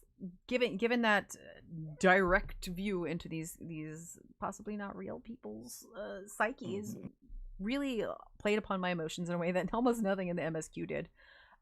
So that was really nice. As far as the scenery in the dungeon, I felt like some of it was lacking in comparison to last time. I did like going to Sandoria. I understand, especially I think like Fusion was saying he was really bummed out that we only got Sandoria and not Bastok and Gridania. Did I say Gridania? Not Gridania. Windurst. Woof. It's a Freudian slip. Yes. So, it's the same. Gridania and Windurst are the same. Anyway, I was from Sandoria, so I was happy with that. Same fam. Sorry, I'm really sorry that made you sad. And to anybody else who wanted to see their home city. But also he was not pleased with the design for Sandoria. And and I get it too, because the castle is not correct. It's not the same as the game itself. The model for the Sandorian castle, was it Chateau de Arguil or Arguil, which is not how I said it back in the day. It's an asymmetrical tower design, and what we get in this one is very symmetrical. And the fountain has statues of Elvon on it, and those statues aren't there in 11. So it's not super point blank correct, and I could see like if you were really hoping for a walk down memory lane, you might be upset. But in the raid itself, Al Shal is commenting on these things like, this isn't quite right. And like when we go out into Ronfar, he's like, what the heck is a burning circle doing here? That this isn't here. So the raid is aware of itself. It understands that what we are being shown is not a correct reflection of Vana'diel. And we also know that Mr. Wizard Lizard Man is just sort of his name, Wizard Lizard Man. He's making it up. It's being formed out of electrope, right? So this is his perception. Many uses. Yes, it has many uses. How dare you? No, this is someone else's perception of Vana'diel, and so I'm trying not to be too overly conscious of what they are showing us in the raid itself, because it's not the same. It isn't. That's part of the concept of the raid itself. That's not the same. That said, I did really like seeing Sandoria. I, along with I know a lot of other people, am a little bit sad we didn't get bagpipes. I understand why we didn't get bagpipes, because they are obnoxious, but also classic. I'm really happy we can get the Ronfar music, because it's just that is a nostalgic sound. That is right to the heart. Going out into Ronfar, many 3 a.m.s in high school, Going out into Ronfar itself, I was like, this is just some woods. This doesn't look like Ronfar at all. I'm not impressed. The dive between the airships was fucking fantastic. That was cool as hell. And seeing the airships brought to life in better textures and whatnot was also very, very cool. I'm a sucker for airships. Yeah. Like, just give me more of those. That was great. It's very cool. Jumping off airship, diving through air, badass. Loved that part. Makes me forgive Ronfar, honestly. Going to Kufum Island. I always knew that was Kufum. I don't know what anybody's talking about that not looking like Delphoots or whatever. That's what it looks like. I don't know. It was alright. The scenery was very, very simplified, and I think actually part of it, thinking about it, was because areas like Ronfar and Delphoots or Kufum are open air. It's more difficult to simulate that in a way that seems open air, as opposed to when we were going through Boyata Tree. Boyata Tree felt like Boyata Tree, but that's also an enclosed area. So it's easier to make that like a squished little thing, thinking about it. I don't know. Perhaps that's why. And then the other two areas, I can't... Is it Ruamet? I feel like we were fighting in Ruamet, or at least something that looked like it for Comlanot. I'm probably absolutely wrong, but it looked like the Zillart architecture. I can't remember what area it was at all. But then when we went with Elder Brother Aldenarch into Alteu, into sea, that was awesome. Yeah. Like, are we in the right place for this? Heck no. But does it look really cool with these graphics? Heck yes. It looks so much better than 11 could ever possibly even try to do. Sorry, 11, but it looked really cool. But yeah, for this, I feel like the visuals are very important, and they were a bit hit or miss, I will absolutely admit. But in the places where they hit, they hit. I will stop talking now. It's someone else's turn. I mean, we're just kind of riding along through the fights. I mean, Yeah. That was just visuals. Fights themselves. Yeah. Ooh. Yeah, is this the part that I can actually talk? Yeah. Because Yeah. I've Yeah. never played Final Fantasy 11. I know see, and that's absolutely good. nothing about it, so Okay. I'm gonna jump in and derail the nostalgia train. Do it. Let's actually talk about the fights in this right now. Yeah. No, for sure, go absolutely. ahead. Listen. You think it's a nostalgia train. By the time I finished playing 11, I hated it. So the fact that this raid is able to make me look back fondly, I give it a little praise for that, to be honest. Mhm. And that's fair. Yeah. Yeah, I think all the fights were pretty unique. Yeah. I think the only one I had to complain about was the final one. But Yeah. the first fight having 4 completely different phases of special attacks that I could pull up at random. Yeah.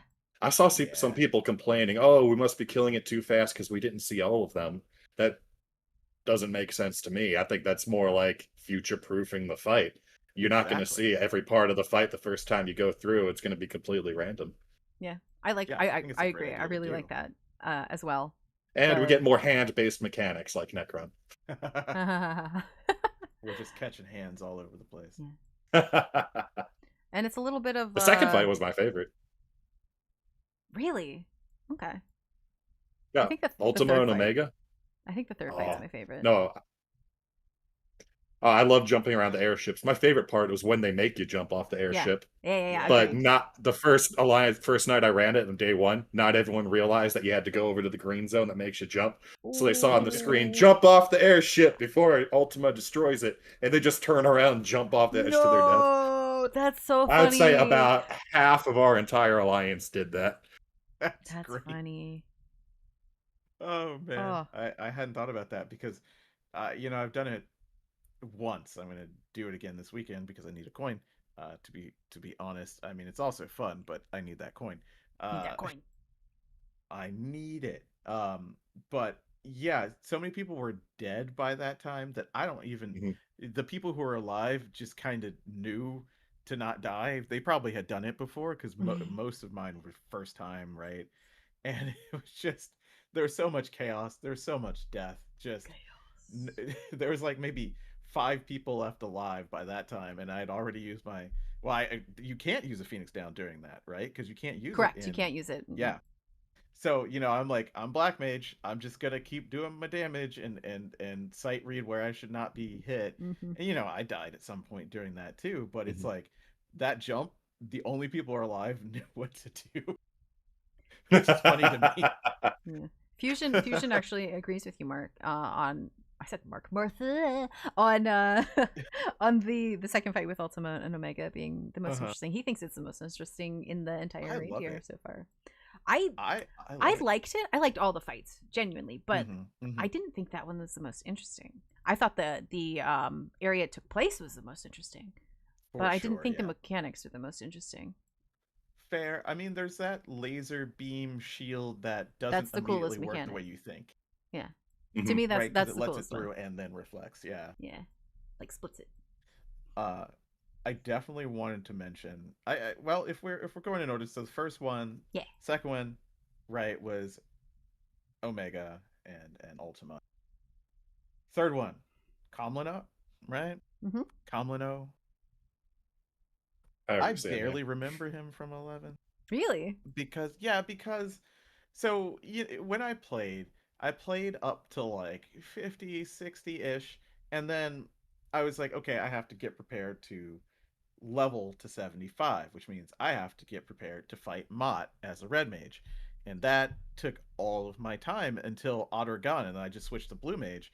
And I just kept doing Otter Gun stuff. I don't even really, because it didn't make you do it. So I like maybe fought him once, maybe. Like I don't remember even. Do you have to fight him theoretically if you start later? I don't recall. I did. I don't think you did. Because I'm like, I know I must have if you have to do it to get to max level, but I barely remembered him. So when I was looking at it, I was like, hey, cool, it's a rune fencer. I want to be one of those. That's basically what I got from him. Kinda, yeah. The elemental expansion was cool, you got to watch out for that. chariots and half room cleaves, you know? It's fine. It's fine. It's fine. I think the thing that caught me the most often were when he would do one of the sword cleave thingies, and then the swords would show up and do an additional thing, or when he would suddenly turn and do his frontal cleave. So like those caught me every now and then. Yeah, for sure. I like the fact that the tank busters were also knockbacks. So yeah, you have to get My out tank of the way. did not appreciate that. Yeah, you have to get out of the Yeah. way. The tanks need the platforms. If they don't have their nullifier, they need the platforms so that they can get knocked back on it. And if you are standing in the way of that platform, they're not going to save you. You need to get out of the way. Yeah. You know, I had almost forgotten about the mutability of the stage in that little bit, you know, the wings that grow onto it. That's cool. I think that is probably the thing that I'm going to remember from this fight at all, right? Otherwise, it's kind of, you know, because everything else, like I said, it's kind of elements that expand, cleaves, like you have to be looking out for, but that knockback is what made me do that a couple of times, because oh my goodness, nobody did it. Like everybody died. I don't know. Because you know later on you have to get knocked back yourself, and that was the end. Like it was amazing because I was like, oh, I don't want to be knocked back. I think I'm gonna get lined up, but I'm just gonna nullify it. And I blinked, and there was no healer left alive. Just not one. That's Just part of not the one. reason that it's my favorite fight. I feel like you make one mistake, you're dead. Fair. I really like the elemental thing. You have to pay attention to the circles that come down. You have to figure out the combos, and that's not super difficult. But sometimes when he's doing something else, you miss one. You need to pay attention. That's my favorite one. My least favorite mechanic from Ultima and Omega, to throw it back to that really quick, is the one where certain players get individual circle AoEs that like shift. They shift. Drifting, yeah. Oh yeah. I think it's a great mechanic, but I think it's a terrible mechanic around people who don't understand what's going on. So many people murder me with that. Just so many. Yeah. If you get that and you have to spread out with other people around you, hopefully they don't spread in front of you, because you're dead. You're dead. Yeah. And you know, just because we're talking about it as a tip, like if you see that, right, and you're like, I don't know what's going on, it's just spread out. Jump off. It's Just gonna kidding. it's gonna do its little dance thing. It's doing its dance in the same direction, right? It's not like going all over It the doesn't place. change. Yeah, so when you see what direction it's going, when it goes off, go the opposite, and that's all you got to do. Yeah, but it is wonky at first. And you have a timer too, so like pay attention to that timer. When you see that last thing about to tick off, just start running the opposite direction, like Charles said. Absolutely, yeah. You might take a little bit of damage, but you might make it out. You might make it out, right? And I think I know probably why I felt a little different about the elemental stuff, because like I said, I played it as Black Mage, and I'm like, I don't care about anything. I can see everything, and I don't care about anything that's going on over there. Like, whatever. Maybe it was the visibility, because I wasn't looking at anything else, right? Maybe. Because when I saw it going off, I'm like, okay, well, I get this, and I'll just, get out of the way. So it didn't really catch me in that way, because I don't think that while he's doing that, he's not really doing anything else, and I'm just like, I'm here doing my fires. Which is a commentary in and of itself, probably, about Black Mage. But, that's fine. What's up with that last fight? That depends on a sputter for me. I didn't like the last one. Yeah. I thought it was fine. It's probably my least favorite, to be honest. Yeah, absolutely. It was lacking some zip, because the character's lacking the zip. He's kind of the cool, calm, collected kind of guy, and he goes a little wild. But the only thing that I really love about this fight, and I'm not gonna lie, I love it. Okay, seriously, he tries to put you to sleep. Once again, playing 11, being a red mage, and praying for Mott to fall asleep. it's kind of the caster desperation move, and I loved that. He was like, you know what? I'm just gonna put you all to sleep. Then I have all the time in the world. It's so 11 to me, right? I Like could see that. I thought it was funny. He's fighting like an 11 mage would, which was kind of cool. And once a frickin' again, Uh-huh. assumable. Yep, that's true. Wake up, healers. Well, literally. Is it most of the time.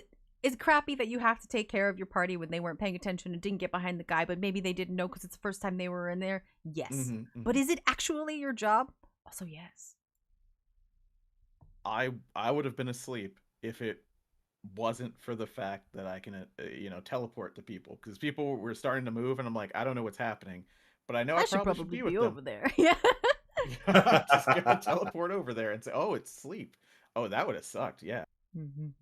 It did get me though. I mean, because sometimes it's just gonna happen. But yeah, that first time, that's probably what sticks with me the most. I was like, okay, so what does it get? Oh, sleep. Oh, that's funny. Oh, they're dead. Oh, we're in trouble. It's basically the progression of that. I think the only mechanic that caught me by surprise is in the second phase when he starts teleporting around his AoEs. Me and a bunch of people didn't realize that he wasn't just teleporting the AoE, he was actually teleporting the platform the AoE was on. So there was a moment where it was like, oh, the new safe spot's gonna be where this thing's being teleported away from, so let's all go here. So probably a good 10 of us in the Alliance all go over there and immediately fall to our deaths.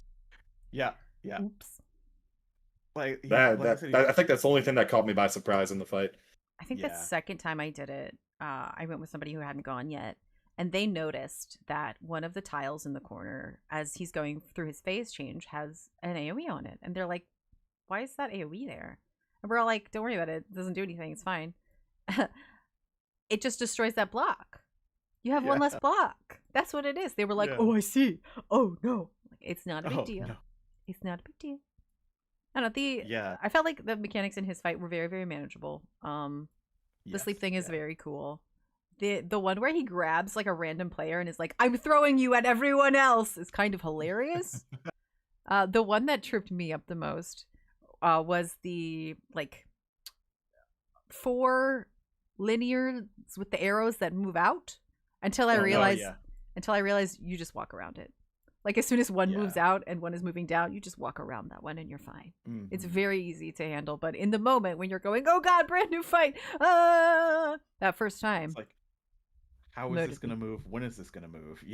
Like, is it going to shoot? Is it, like, you just have to calibrate, basically. Yeah. Once you take that step back and you go, oh, it's just going out. Quite it's in fact, probably easier to handle than the one that's in Zoral Jaw. Yeah, I think so too.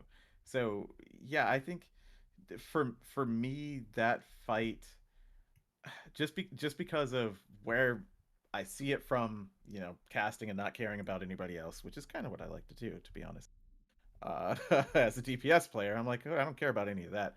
Seeing it happen, and just when I saw sleep go off, I was like, okay, so what else is he gonna do? And him just kind of, casting these big ass spells and doing these moves that are more intelligence based, right? Like, oh yeah, I'm gonna try and do this stuff on the floor. I'm gonna try and do that. It's not hard. It's not especially memorable, I don't think. But in that moment, I was just like, yeah, that's what if an 11 mage would do, right? So it's kind of cool. True. If only he would like take a knee and leave us alone for a second. Get your MP back. You need that MP back. Yeah. So we do have to talk about the gear here. I don't know if you know. I know you're so sad. Oh, I know. Okay, so I'm gonna let you go first. Oh, sure. We'll go from down to up. Sure. Bingo. Yeah, I just want more from caster gear. I just do. I know Shantoto is iconic, but and these are all NPCs. Sure, sure. But it's just like, I would love to get more of that. You can only really see it in 11 style type of gear, like that weird fusion that they had with this more fantasy, like Eastern. Like, I loved that feel, especially if we're talking about all of the Zillart versus Promathia versus, you know what I mean? Like, they had so many branches of this, and then you just get something that does not look out of place in 14. And I'm not saying that it needs to, but it was just so bleh, and it doesn't die well. But that's the caster. That's just the way that it is. I appreciate that the body has crit spell speed, even though that's not really what I'm after. It's kind of a side grade, so I'm gonna use it, right? So,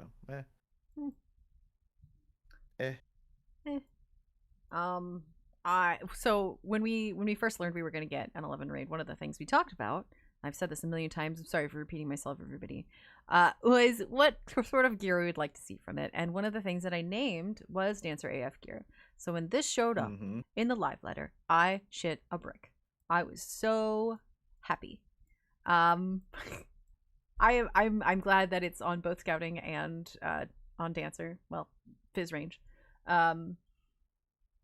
The body doesn't look as good on in-game as I had hoped, but it does follow the theming that I've been asking for 1 million years. So I am not upset. I am quite pleased, and all of the rest of the pieces are really great anyway. Like all as a whole, very pleased, very happy. Thank you so much, OGB. Fusion is a little bit upset, or maybe a lot of bit. Fusion is a lot of bit upset about the 11 raid. Yes. Not to like downplay it or anything. Fusion is not happy with the gear either. He wanted AF gear, and so he's kind of happy with the Dancer gear, but he is upset that it's NPC gear instead of AF gear from the game itself. I kind of get why they did it, because there was a lot of AF gear, and there's just not enough for all of that to come into 14 in a fair and balanced way for all of the jobs. So I think it kind of makes sense to go with NPCs. But I get it. I'll get it. I am pleased. I can't wait to get Corsair next time. Yoshi P. Oh, I'm neutral on the gear. Like I said, never played 11. Don't know any of the references. All I know is the Fizz range gear makes me want to go back to play Bard again. I really like the look of that gear. It's good. Unfortunately, I've switched to Pictomancer, so I need to catch my Bard back up again. But yeah, I'm neutral. No complaints. It looks all right. I'm not complaining too hard. I'll roll in pieces that look good. That's where I stand on that. I was actually I was surprised they went with Prish a little bit for striking gear. It's very surprising. Yeah. That's very feminine gear. But, we don't have a whole lot of feminine like monk and samurai gear, so why not? It's right? true. Why not? And it looks really good. True. Her hat's a little bit silly, but her shirt is quite good. Her boots are pretty good for the fantasy setting. Her gloves are actually just a ring, which is a choice, but accurate, so why not? The Zed armor, which is for anybody who doesn't know about 11, Zed is the guy who becomes the Shadow Lord that we fought in the last one, and he's a very important NPC to the story.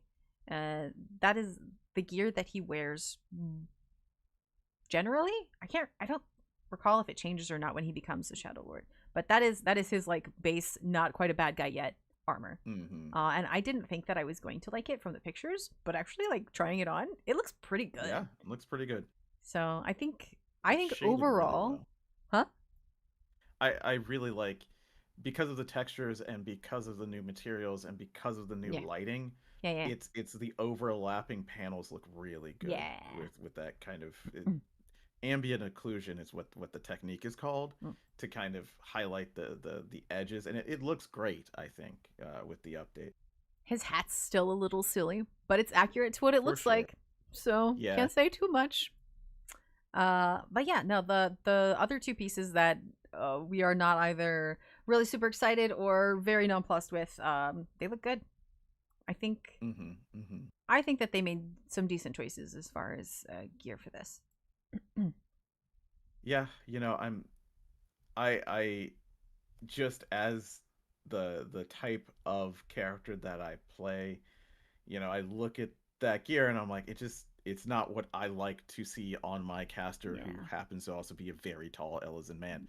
It just doesn't fit quite as well for my perception of what I would like him to look for, and that's really it. And it's gonna be taste, and Yeah. that's you can't account for that, right? I just hope for some really bombastic, exciting gear from the last one for everyone, right? Like, go ham. So the last one we're gonna get for a while.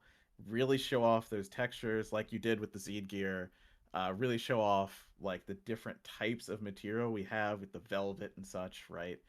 Like, just go for it, right? Take something that's iconic and really push it a little bit further, because we only get 3 sets of gear, and the first set, while very iconic from 11, is really snooze-worthy, right? The Archangel gear is kind of snooze-worthy. Yeah. It isn't, but it just, I don't know. I don't see a lot of people wearing it.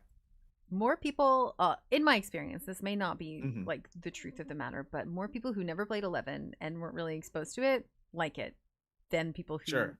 did. Yeah, yeah. I It's think that's true. it's a bit samey. But you Yeah. know, there are parts of it I think that are worthwhile. For sure. for each thing, and the Yeah. fact that it's a little bit more armory for jobs that don't necessarily have armor, especially those face pieces. Very Mhm, cool. mhm. What was I gonna say? Oh no, my thought, it's gone. Oh, Shantoto, the Shantoto gear. I hate Shantoto. I have not been quiet about that at all. Hate her.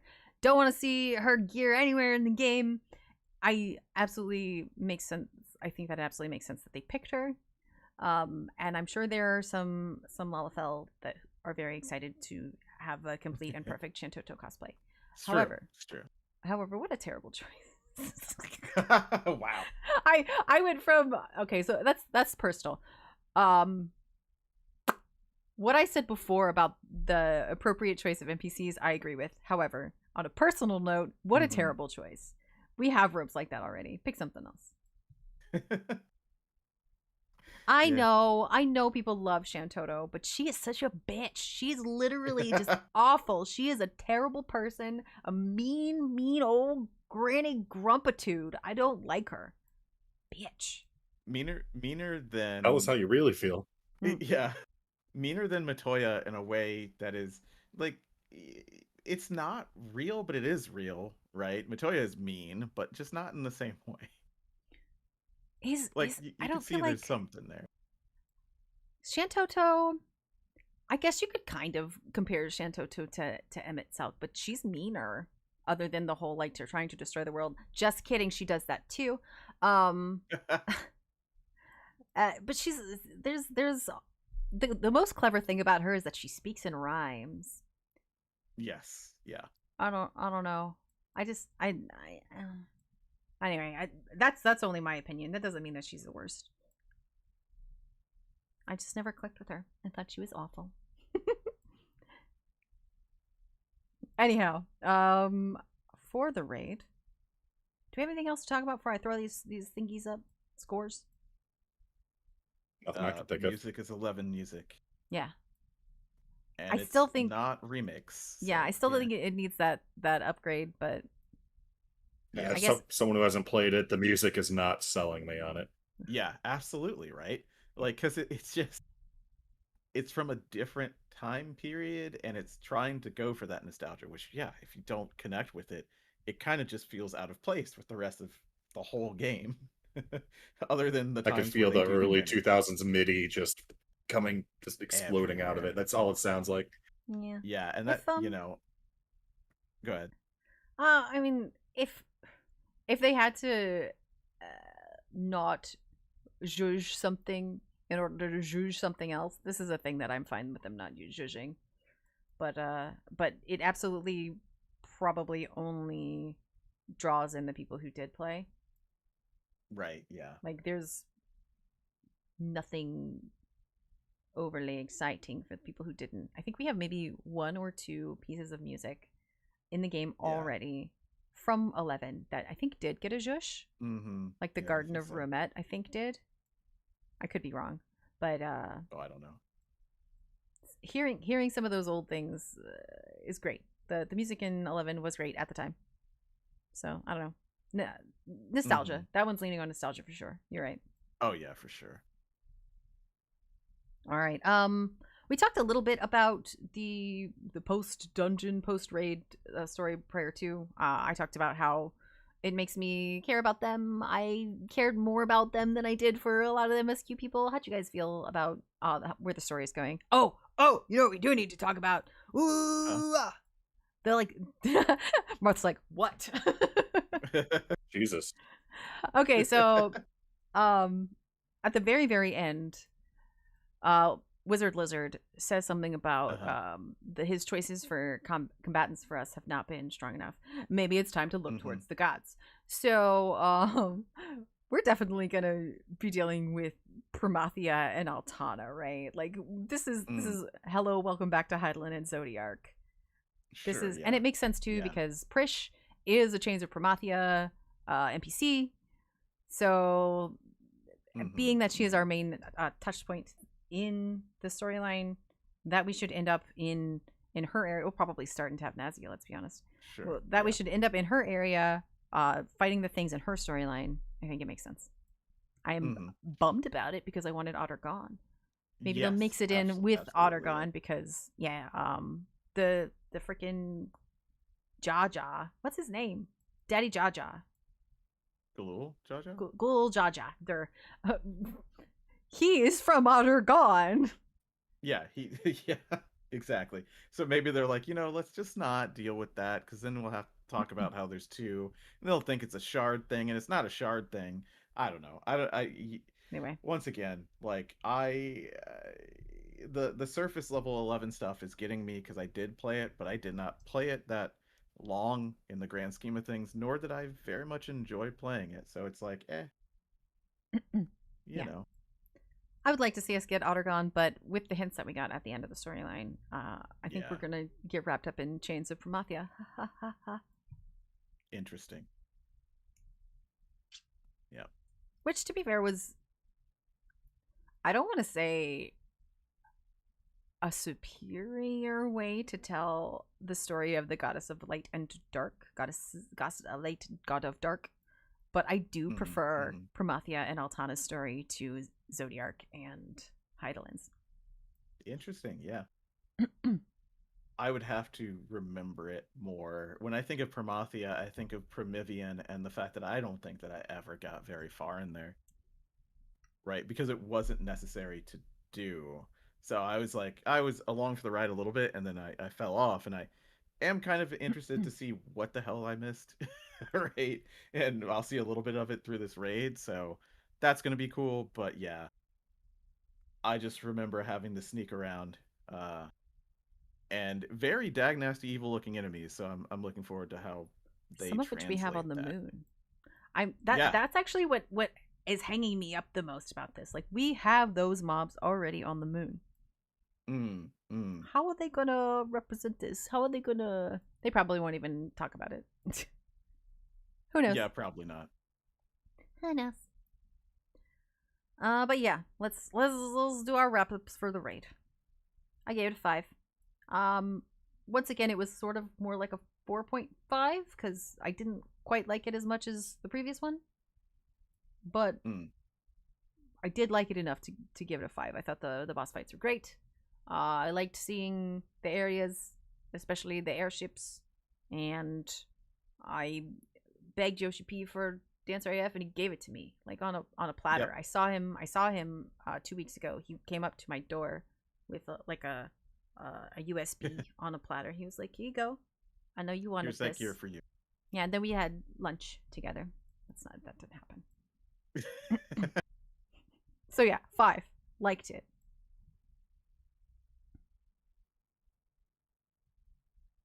You're up. Well, I enjoyed it. I gave it pretty high. I gave it a 4. And the reason I really feel that way is only the mechanics, right? It's really, really it. I don't have much nostalgia. I don't really care that it's 11. It's weird to say that. It's just another Final Fantasy thing that I like. But the mechanics were pretty dang good, and it was hilarious to watch people die. So I give it a 4. It was hilarious to die myself too. I'm not gonna pretend that I wasn't dying too. But yeah, it's good. I think that it was fun. They could hit it just right. So your 4.5 went down. Mine went up. Yeah, exactly, right. It evens out. I gave it a 3. I got no knowledge or experience of what this is referencing, so I just got to basically base it completely off of the in-game story and the fights themselves. The fights are pretty fun. I enjoy them. I think they are a slight step down from the first Alliance raid in this series so far, but this still has its moments. Alto and Omega are great. On the other hand, much like the Nier raids, if this Alliance is supposed to be trying to sell me on its original game, it hasn't worked so far. Good. Don't play 11. As a person who gave it a 5, don't play 11. Yeah, I've watched videos of 11's gameplay to see what it is, and is there gameplay? It looks like you're standing around and letting your character just swing at things while you go watch a movie on the other monitor. I know it's very, very old. Yeah. Old MMO style. It's from a time. Yeah. It's from a time. Yeah, like I said before, the only Which thing you that have to pay attention. Yeah, the only thing that I miss was the interactability between different jobs, because we just don't have that in the same way anymore, right? Like, it was slow, it was ponderous, but that also led it to these combinations cross party members that, yeah, you're just clicking a button, but that's fine. It's kind of in the Chrono Trigger type X attacks, like, that was the cool stuff. I do this, then they do that, and then the caster bursts it, and we all do extra damage because we did that sequence. I want more of that, unless I have you dance partnered so you get more damage. Now, that's not just shooting a dance partner. Same thing for Bard. It's just not interactable. Dancer's actually more interactable because you have to press buttons to make it happen. Yeah.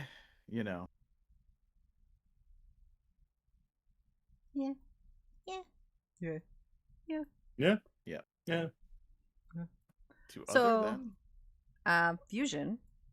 Oh, right. Fusion was not pleased with certain areas, the way they looked. That's probably one of the things that we agreed on in some places here. While I was unimpressed with the fullness of their representation, I guess. He was unimpressed with the fact that they didn't look like how he thought they should look. Yeah. Which are two different but similar things there. He did like seeing Altayu, much like I did. I don't know if it was to the extent that I did, where I was like, so cool, right? But he did mention liking to see that in the second half of the Elden Arch fight. And he had a preference for Ultima and Omega fights. He was for sure kind of pissed off about the gear, because of the NPCs chosen, I guess, rather than it being the AF, like I mentioned earlier. And he was upset that the version of the Dancer AF we got, because I guess Dancer was actually his main in 11 towards the end. He was, yeah. Or is now? I think he still plays. I think is from now, time to time. Yeah. Yeah. He was upset that the version we got was the femme-only version and not the male version. So he gave it a 2. So now we're on to other. Other stuff happened in this patch. All right. And I think I didn't see much of it. I think the big one here, I will definitely say that the more other stuff happened than last time. Well, there was almost nothing to speak of last time, which is why I gave it a higher score than previously. But the big one this time around is the addition of many, many hats on Viera and Hrothgar. Yes. Yeah. Finally. Yeah. Finally. Yeah. As of last time, I think I said that I hadn't seen a hat that wouldn't go on a Viera. I have found at least 5 now. Ooh, okay. Yeah. So it's not all of them. Most of the hats that I've tried that haven't worked have been ugly, so it's fine. That's fine then. Totally fine. Yeah. But it is what people asked for. They said, at least have it so that the hats go on our heads. We don't care if the ears glitch through, and it's weird. Some of the hats, when you put them on your head, they glitch through, and it's weird. You can see the little eared tufties next to ears. But it is what people ask for. They did finally add it. And if that bothers you too much, you can turn your ears off. Well, which is strange to not hear people complain about it. Yeah. It's some hats it looks very strange, right? I agree. Now give us ear toggles for Mikote. Give it. Oh, sure, yeah. Give it. But Don't you dare touch my perfect Ellison ears. Don't you dare. You don't need that. You're fine. Or my neck. No, don't. I'm kidding. I'll touch your neck. You could... But the rabbit ears being able to be turned off does save you some of the weirdness in some of the hats. It also looks weird on its own in some hats because your ears is gone and there's not like a I wish they kind of, instead of just like disappearing entirely, they did like a layback, right? So like you maybe saw the tips of the ears out the bottom of your hat or something, but that would be so much more work, I'm sure. Either way, it's a start. Is it perfect? No. Is it what people have been begging for? Yeah. So hopefully they will continue to work on that. They had to go through a bunch of hats for this, I'm sure. So I don't necessarily think that it should have taken quite this long, but it's here. And on top of that, they've added the whole bang function, which is pretty cool. So for everybody else who doesn't have big, long, fluffy ears, you can now see your bangs out front of like certain hats instead of having them just make you bald, because that's not good. That doesn't look good. It's cool. It's nice tech. It'll make hoods look cooler, you know. When you said they probably can't put the ears out the back of the hat, and I'm like, isn't that just a reverse bang, but you put your ears on instead of your hair? That's not how that's going to work, and that would be horrible. That's not how they would fix this and Frankenstein it, but it's kind of the case. Thinking about it, yeah. But it's cool that it was all implemented. So that's the big other. Yeah, I would say that is the big other. And this category always is like grab bag, basically. Maybe we should just call it grab bag. That would be cute. No. It would not fit on my infographic, but it is cute. Yeah, odds and ends. That's also we'll workshop this, but to me, I always throw, because it seems like this is how they think of job changes, into other, because they don't tell us about it. They just kind of happen and we deal, right? Like I always throw them in other because there's literally no other place for them other than here. I have been a huge opponent of the way that they have been communicating these things lately. Black Mage change out of nowhere. All you can see is Yoshi P's playing it, and you go, "That's different. I wonder if it's it all changed." That's not okay. Just to reiterate that for maybe the 20th time on this podcast, that's not okay. And I don't mean like because of some big conception thing. It's just because you don't do the same for like graphics changes. When we were going to have our faces change, you said, "Hey, look, this is what we're doing." I would like the same thought to go into the way we play our characters, at least to think about how we might feel about it. And I know you do. It's just, it doesn't seem like you do. So these job changes, though, I'm overall positive about. They're not enough, right? But we're not going to get enough until 8.0, and even then, who knows?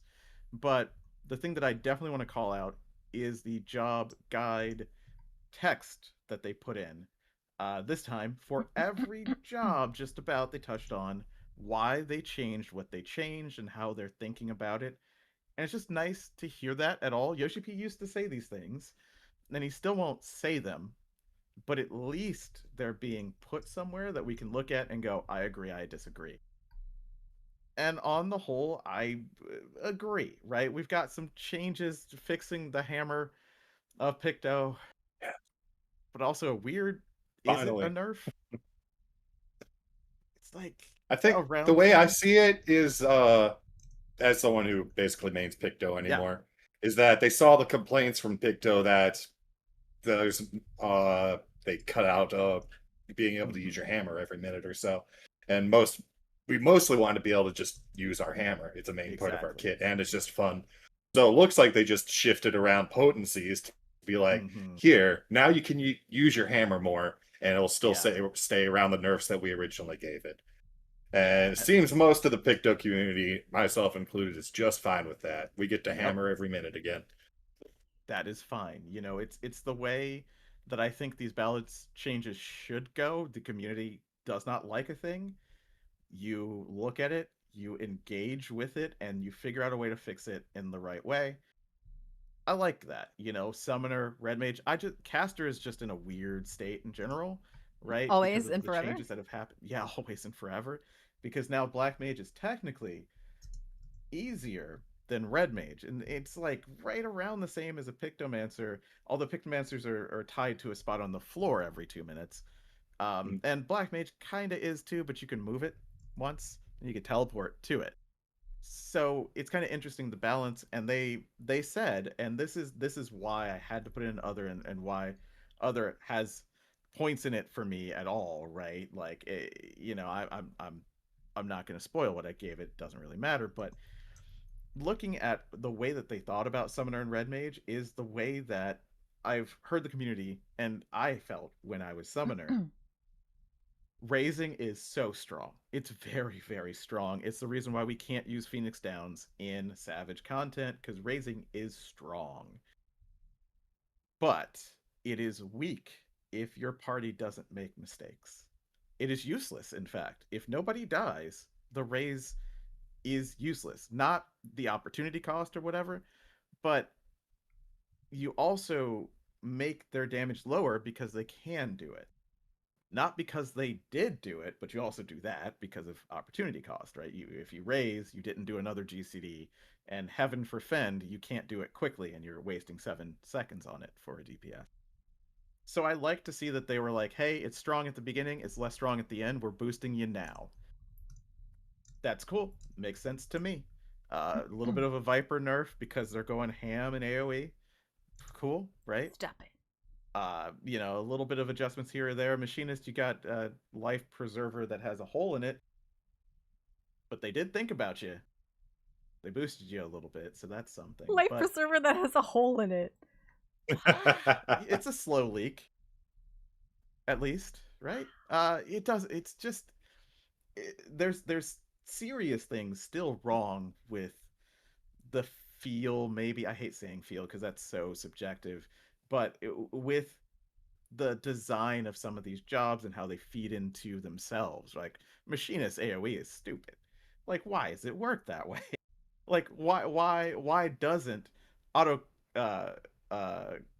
crossbow interact with the kit as much as it should? Why is flamethrower? That's it. Just why is flamethrower? Right? I don't know. They apparently like it. But so I just like to see their thought process, and I'd like to see it more. And I don't mean this in a rabble-rousing, you know, like, oh, I want to get their goat.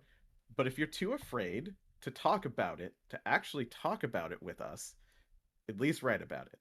And that's cool. Like, this is not me goading you into doing anything, but if seriously you are too afraid to do that, at least you did this, and I'm thankful for it, and I think it's a good thing. That's the only thing in other that I want to shout out, because I really wanted to talk about that, because I want them to know that I do appreciate that. Like, that's, and I know a lot of the community does as well. Do we agree? Probably not, but I appreciate seeing it. Yoshi P just follow the my podcast end. and looks out when Charles talks about jobs things and pulls it out and is like, well, I can't do that, but how about this guy? They do Sorry, not go think ahead, about Mark. me at all, and that's good. Yeah. Oh, my end for other. The problem is most of the new additions and changes in the grab bag are just things that are not relevant to the content that I play. Treasure maps, never had any interest in them. Really? PvP, not my thing. Housing stuff, just like real life, I'm never going to own a house in Final Fantasy XIV. So, what is it though? I'm just looking at through the list. There are only 2 things that are relevant to the stuff that I do in this game. The update to Cutter's Cry, which I never want to experience because that is literally one of my least favorite dungeons, and I regret ever unlocking it. And new voice packs for Dome and Mahjong. So now I can have Bakul Jaja cheer me on as I put down a Ricci. See, that's the thing I never do is Mahjong. I started teaching Fusion how to play Mahjong. That's now I need to teach everyone else. That's cute. That's cool. Yeah. All right, I so mean, oh, go ahead. I just have a list. I have a list of stuff. Yeah. Chat bubbles. They're fine. I haven't turned them on. Yeah. I think that the fact that they've given them all like the different chat channels, so like chat, say, or party, say, etc. They like have different images attached to them. I think that's cute. That's very cute. I don't think that I'm gonna find this super useful. I might turn it on and just see if it enhances my experience at all, but I don't know. I feel like the people who probably were the most excited about it were our peers, and it's not going to work for a lot of them. But I could be wrong. I don't know. I think there will probably be plenty of people who find this feature great, but I'm not going to use it. Yeah. I am excited about the new maps. I do like maps. I like being able to do content to get stuff that costs a lot of money and not having to spend a lot of money. Part of my favorite part of content is saving money. No lie. So yeah, I'm down for maps. I'm excited that there's a new version. I don't think it's going to be overly complicated, but it does look cute. And the Yan mount and Gimme Cat minion come from maps, so I want to do that because I want a stupid little Gimme Cat so I can kick it. Yeah, for sure. Yeah, that is true. I'm gonna kick it. I had totally forgotten about the Yan and the Gimme Cat, and that's nice. More rewards, cool. Yeah. Stupid Gimme Cat. I do have a house in 14, and some of the stuff they added is cool. There's a planter partition thingy that's like straight up and down slats with little wooden offset pots in it with little tiny plants in it. Look very cute. So cute. I want to use that somewhere. They added gym gear. That's pretty cool. I'm probably gonna have to add that to the gym room in my house. They added some Terali couch bed rug stuff, just general Terali themed stuff, which is good because we've been through the whole MSQ now and we don't have a whole lot of that. Yeah. But they're usually pretty behind on theme stuff for when they introduce new areas. Oof. Yeah, it's from the end, but better late than never? ? The thing that I really like from housing, also sort of a better late than never, they have had for a while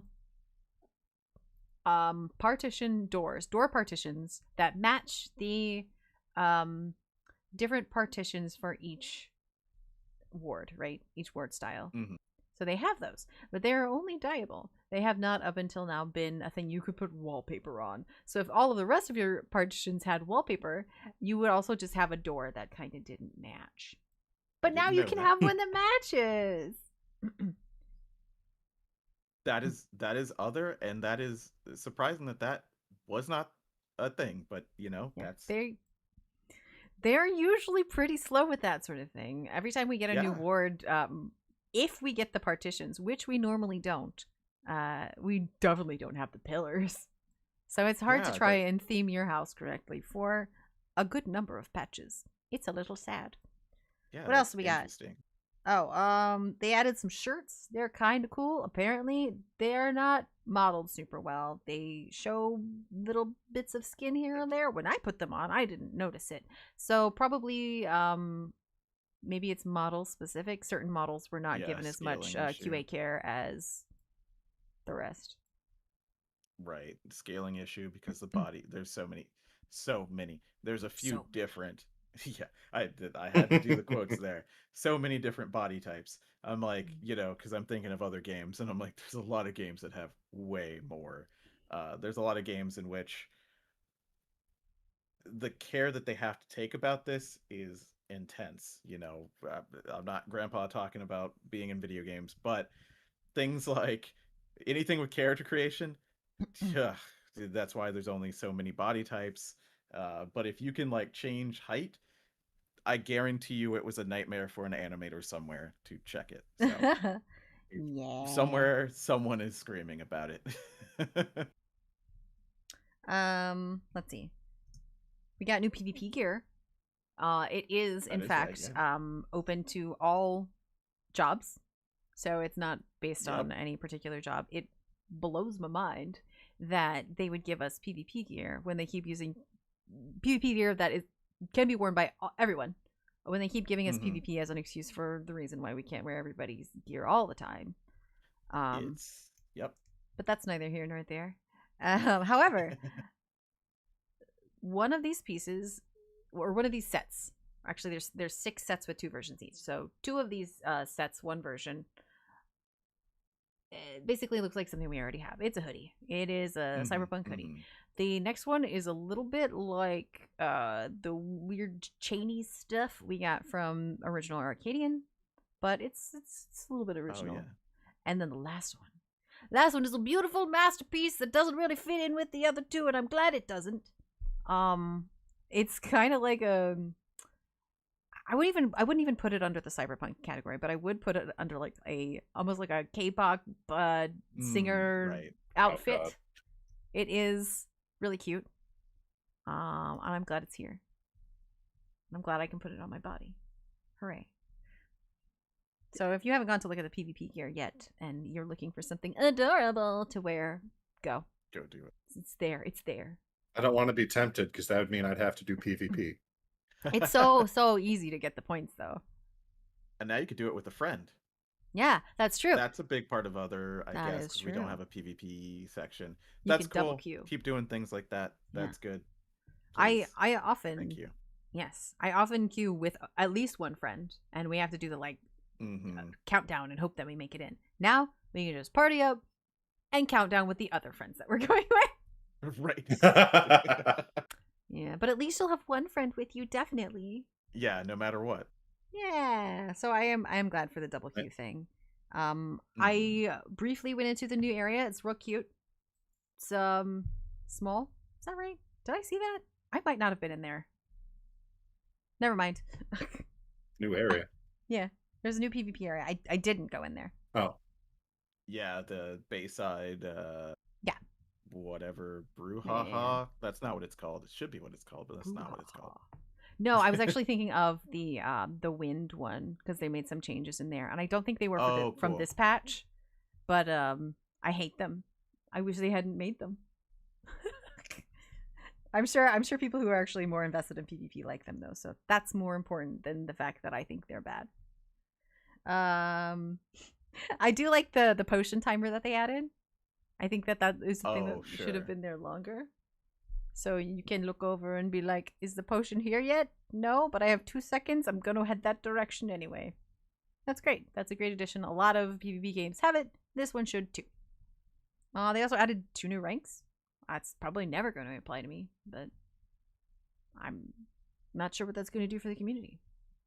I don't know. Go talk to Frosty. Frosty probably has a really good write-up on how this is going to affect the community. So go see that guy. He's cool. Let's see.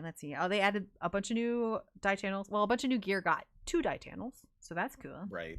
Check all your old stuff to see if anything that you love but only had 1 die channel now has 2. They added a bunch. And see if that second die channel even is relevant. Yeah. I'll tell you. Some gear with the other channels are just the gear that I was just talking about for PvP. The die channels are relevant and they're different on the different gear sets. So on one gear set, cool. Things die a little bit differently than on the other version of the gear set. That's cool. Yeah, I think that's cool. Neato. Yeah, that's a reason to get multiple, which is nice, right? If they can't give us 4 die channels, giving us 2 sets of gear with 2 different die channels is a way around it. But when you go to buy it, definitely check it out. See if you have a die channel preference on the way they die. And 2, I think I have 2 more big things. Yeah. One of which is content, and one of which is silly. We'll do the silly one first. Yeah, I want that. Yes. Okay. So obviously, when you're sitting, It used to be that you could not use certain emotes. Now when you're sitting, you can use all of the emotes that are related to eating and drinking. There's a couple of other ones. We have the technology to sit down and eat. Yeah. You can be determined. You can hug while you're sitting. That's nice. You can face palm while you're sitting. You can have a headache while you're sitting. You can look at your, you can look at your tombstone. Out of character. You know what? That's just me being judgmental. You can read while you're sitting. Can I change my score? Yes. No, I don't actually want to change my score. I'm just saying, like, that's, once again, it goes into other, because, I mean, a lot of stuff that goes into other is just stuff that they should have been doing a long time ago, but they're finally getting to, right? Yeah. Maybe we could call this one technical debt, but Yoshi P says there isn't any of that, so we can't call it that. Wow, stop it. I know. Look, I'm inside, I don't need positive. shade. Look, I'm overall positive about these changes, but that's good. It's actually good. Yeah. It's just something that I didn't know we couldn't do. It blew my mind in that moment. But yeah, it's great. Yeah. I'm really excited about the tea one. It's very cute. You can blow bubbles while you're sitting. That's cute. So yeah, that's the silly one. The content related one is now certain bosses, I think almost all like things you would consider a boss, have a cast bar over their head. So if you're not familiar with focus target with F, then is that F? It's F. Like Shift F, like Shift F or something. Yeah. If you're not familiar with focus target, this is okay. Still probably become familiar with it because it's good. But yeah, it's nice. Over top of each boss's head, as long as you can see over their head, some of these bosses are real tall, you know. There is going to be a cast bar for certain things, especially things that you can interrupt. And while I haven't really noticed them overall, unless it's something that can be interrupted because it's extra flashy, I think that's a cool thing, especially for people who are used to that from other games. Or, like I was saying, doesn't... oh my gosh, I just had a really big brain fart. So they're used to it from other games, or they're not familiar with focus target. Blah, blah, blah. Guys, I'm about 70 years old. I'm sure it'll be useful for a lot of people, but it's just an extra piece of information that my brain's tuning out at this point. It's like, that's what the raid caller is for. I don't use my brain. No, I'm not thinking. I am the raid caller in my static, so I am. Shit. I already got all. I know where I'm looking for everything. Yeah, exactly. Tune out everything else. Exactly. So that's everything that I pulled out of other. Yeah.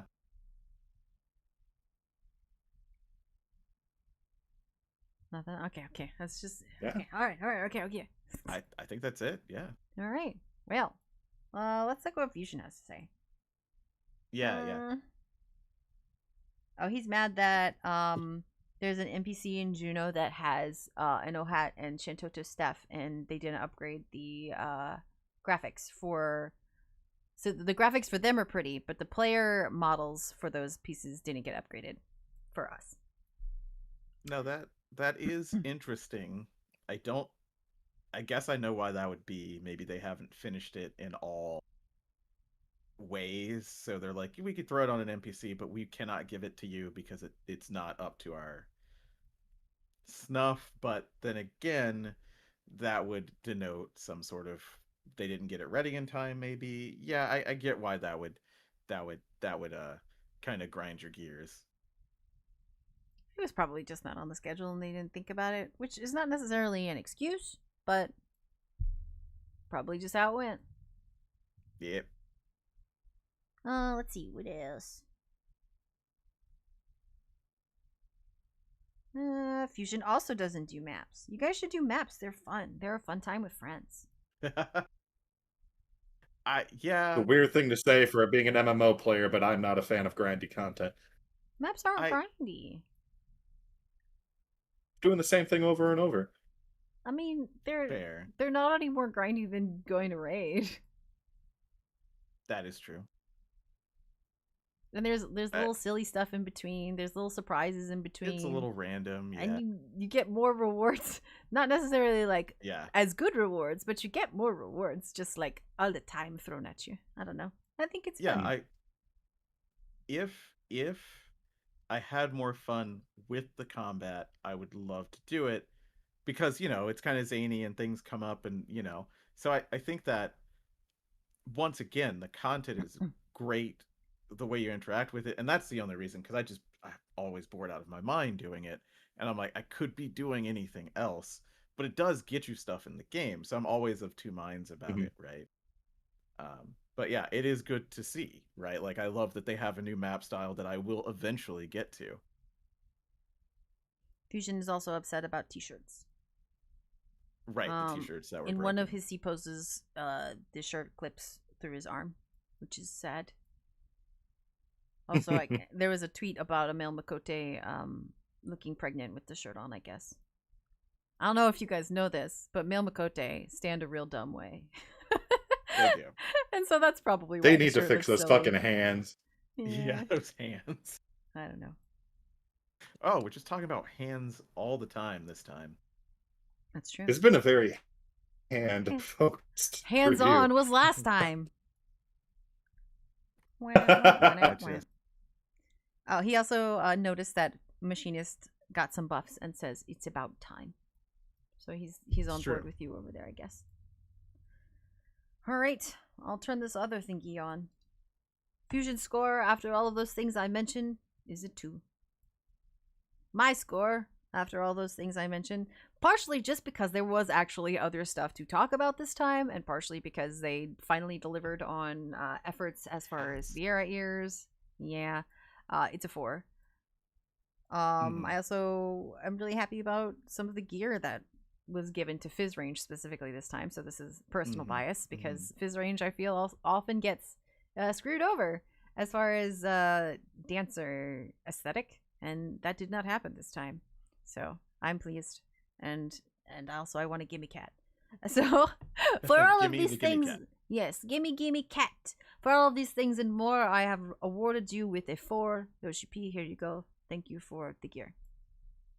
I thought you were going to rhyme again, and I was going to say I thought you didn't like Shantoto. All right, I know. I didn't do it on purpose. You're a poet and you didn't know it? Mine's a 3. Because there's some stuff that we needed to see. Hats, finally. You get points for that. You definitely do. There's still some stuff in QA that I would like to see better. There's still some job balance that really needs to be addressed. It is quite hilarious right now. If there were a way for us to check, if there's a way for us to check how much damage people are doing and things like that, there's a lot of outliers in a weird way right now with jobs that have a lot of the only utility that matters buffs, and where they are compared to everybody else, it's just low. A little nonsensical, but it is very close.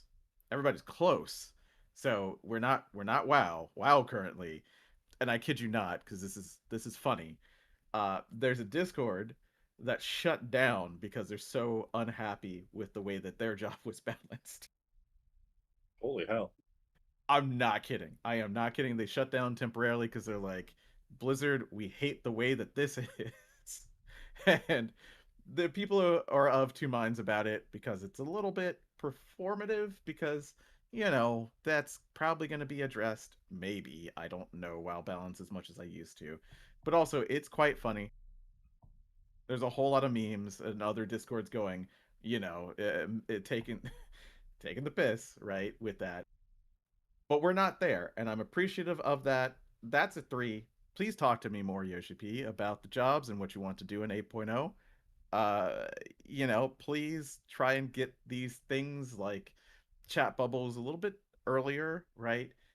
I mean, the raid planner, I know there's a lot of stuff that you need to address. I do know. And I know that the team's trying, but I know that you can do better because you have, right? And I don't know if it's about, how many people, what times, cost. I'm not going there. Or just time, or, anything else. It's just, I know you can do more. It's a 3 right now. It did not detract from the average, but it did not add to it for me. It was truly other here this time. It's 3. I gave other 3 as well, mostly because most of the stuff that was added to this patch and other is just not relevant to the content that I interact with. So I figured going straight down the middle would be the most honest way to score it. Although I do appreciate that now Bakul Jaja can console me after I lose a game of Mahjong. That is good. He's like, hey, buddy. I don't remember who was talking about this. Somebody recently was talking about this in my presence about, I think it was actually on the podcast last time, talking about how he is like the not shitty version of Xenos. Was it Zimoka? I feel like it was. Yes, it was. So like, Bakul Jaja is how I wish Xenos had been after we had our initial issue. Like, we can hang out now. He's cool. Xenos?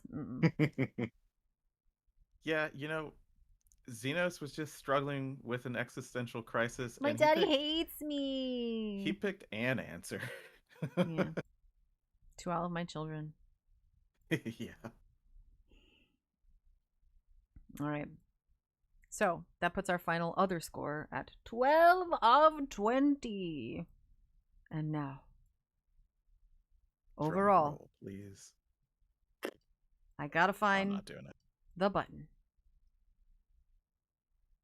Here it is. Patch 3. Nope, 7.3 review.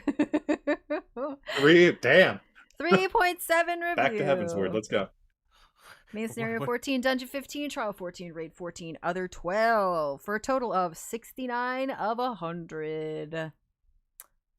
Nice. Not nice. I'm just gonna say I was just trying to synchronize it, and it came across synchronized to me in Discord, and I hope it was for you, listener, because that was pretty good. Thank you. I do Mark. appreciate even chat. You can't see it right now, but chat right now is also going nice. Even chat's joining in. Good job, guys. Yeah, and I think that that's fine, right? I think that really is the breadth of how people feel right now, because there's a lot of people who are really just not having fun with this game, and there's a lot of people who are in the middle, and there's a few people who are just like, you know what, it's still the game that I love, right? And there's still new stuff coming into it, and I think I always appreciate that we're kind of somewhere in there because of the people that we have on the show and the way that they feel about the game, and right, we run the gamut when it comes to how we interact with the game. And I think, it's better than average, but it's not quite to what they could do. And we all know that. I don't think that this is necessarily a bad score for what we got. Sure. And I do think we have to take into account that we have swapped out a reviewer just because we had to this time, right? But I looked at our previous review for patch 7.2, and it's the same score. And I would say that this is a better patch than 7.2. I would too. So I would agree. I'm a little displeased with this score, to be honest. It's only by a few points here and there. I will say that. I don't think it needs more than maybe 3 points above the past one. But I do think it deserves more than the same score. It's a better patch. The main scenario, better. The dungeon, better. The trial, about the same. A little bit better. The raid, about the same. And other, better. It just was better. So I was thinking about this and trying to think about reasons possibly why we landed on this, aside from just the general like shuffle of people. Yeah. Because while we do need to take that into account, I don't feel like Marth's scores would have been too far off of Rook's. No. So I was thinking. I think this is some of the better scores I've given on a review you guys have brought me on. Absolutely true. They are. Yeah. But I think usually I'm the harsh one. Yeah, it's true. But I think that one of the conclusions I came to is Dawntrail is an expansion that has been held up by its content, by the actual like doing content rather than its story. Final Fantasy 14, excuse me, overall has been generally held up by its story up until this point. I would go so far as to say. And right now, the thing that's holding up Dawntrail is the content, I feel. So I think that maybe the shift here has happened because, kind of like what Charles was saying, the way that people interact with the game. The people who are here for story are not happy. The people who are here for content are having a decent time. So perhaps that's part of the downswing. People who normally interact with the game for a certain thing are not getting that thing. This is going to sound so obvious, but right, yeah. But yeah, that's all really I could come up with for why this could possibly land the same way. Yeah. We're getting out of the doldrums, really. And doldrums, like, they last longer for some people, right? Like, it's just the way that it is, right? It takes more to get that inertia, right, moving in the right direction. And, like, you can feel that, right? There's, overall, I think people are, in general, more positive, but it didn't, I don't think, bring back many people, really, that were checked out. And that's because it's just the content, right? Like, it's just the way that it is. And as you know, Martha, you were saying, like, it's a lot of stuff that you don't do. And I think that that's a large feeling that people have, right?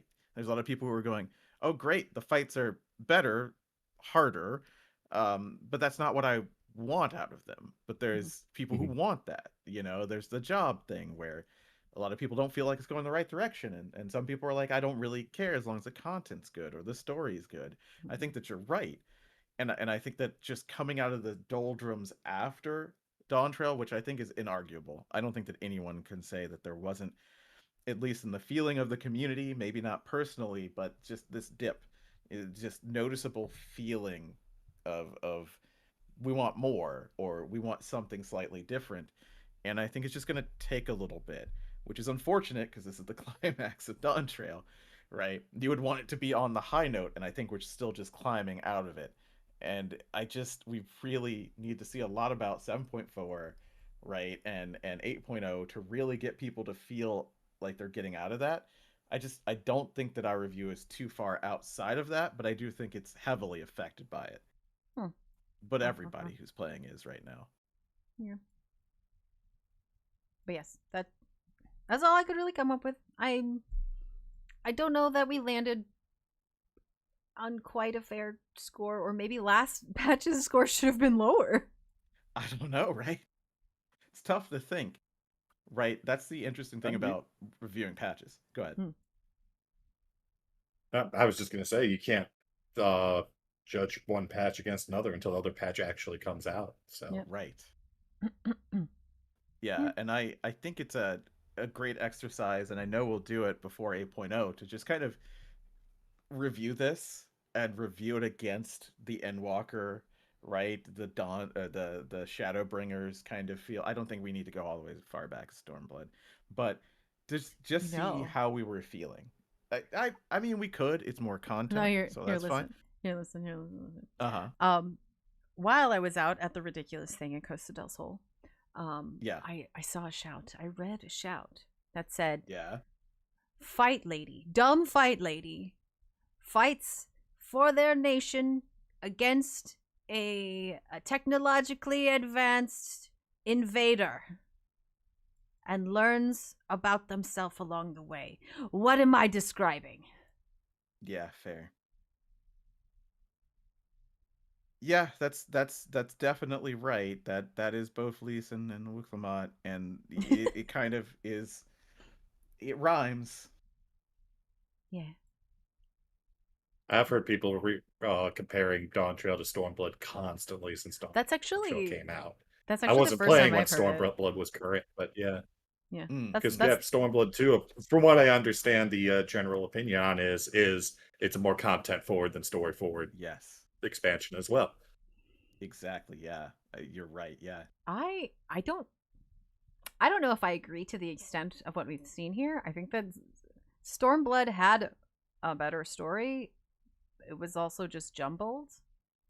I don't know. I've been personally comparing this more to ARR, but I could definitely see the Stormblood comparison. Mm-hmm. Stormblood tried to tell the stories of two different nations at once and kind of jumbled them up. Doesn't that sound familiar? Yep. I don't know. Yeah. And the similarities are there for certain. Yeah, just because there's no other place other than other, and it's not even, it has nothing to do with this patch. There was a couple of interviews with Yoshi P that we've talked about a little bit of. Hard to translate because it was Famitsu and other things in Japan. But there was something said about Garlemald in the fact that, yeah, they were originally going to take more time there. And the only reason I bring that up is because that's like the one thing that people, well, there's not the one thing, but it's a big thing that people talk about with Endwalker, because he kind of alludes to the fact that they were going to have a whole expansion with Garlemald, but they decided, because people really liked the way that the story was going, to just kind of smush it, right? And pacing, right? Some people really didn't like Endwalker in that way. They wanted more from Garlemald. I don't want to split an expansion ever again. I just don't want to do that. I don't think we should do that. If you're going to do two things, do it after the point 3, where we're getting into the next thing. I think you really need to commit to a setting, to really getting into the meat of it. I think that's another thing that people really enjoyed about Shadowbringers, right? We got to really explore one place, and maybe some people don't like that one place because it's not the one place that we are usually, but it's just a little bit more coherent, and the pacing of the switchover, you don't even need to worry about. I don't know.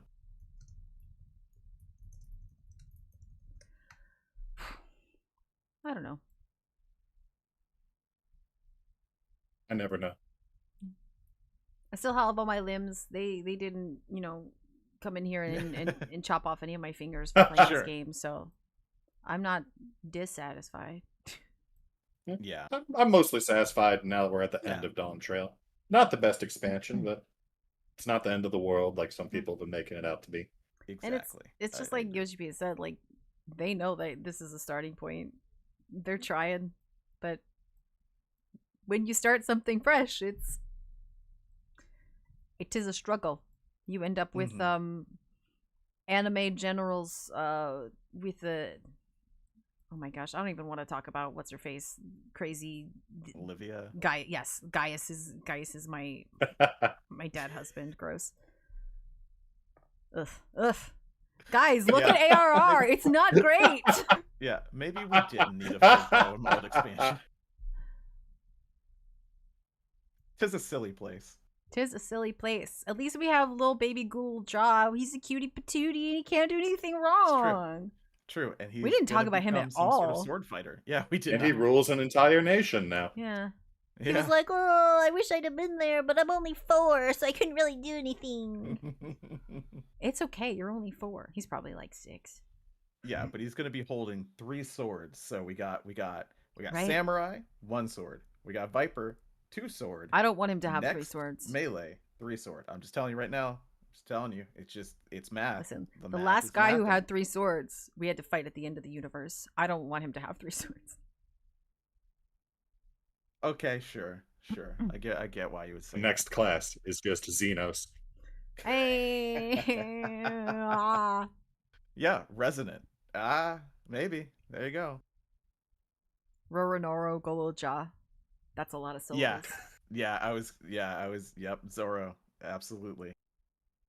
One Piece crossover alliance raid. Yeah. I'm into it. Let's do it. The music could be awesome. The setting would be cool. Please don't ever do this to me. I don't like Kingdom Hearts. Please stop. All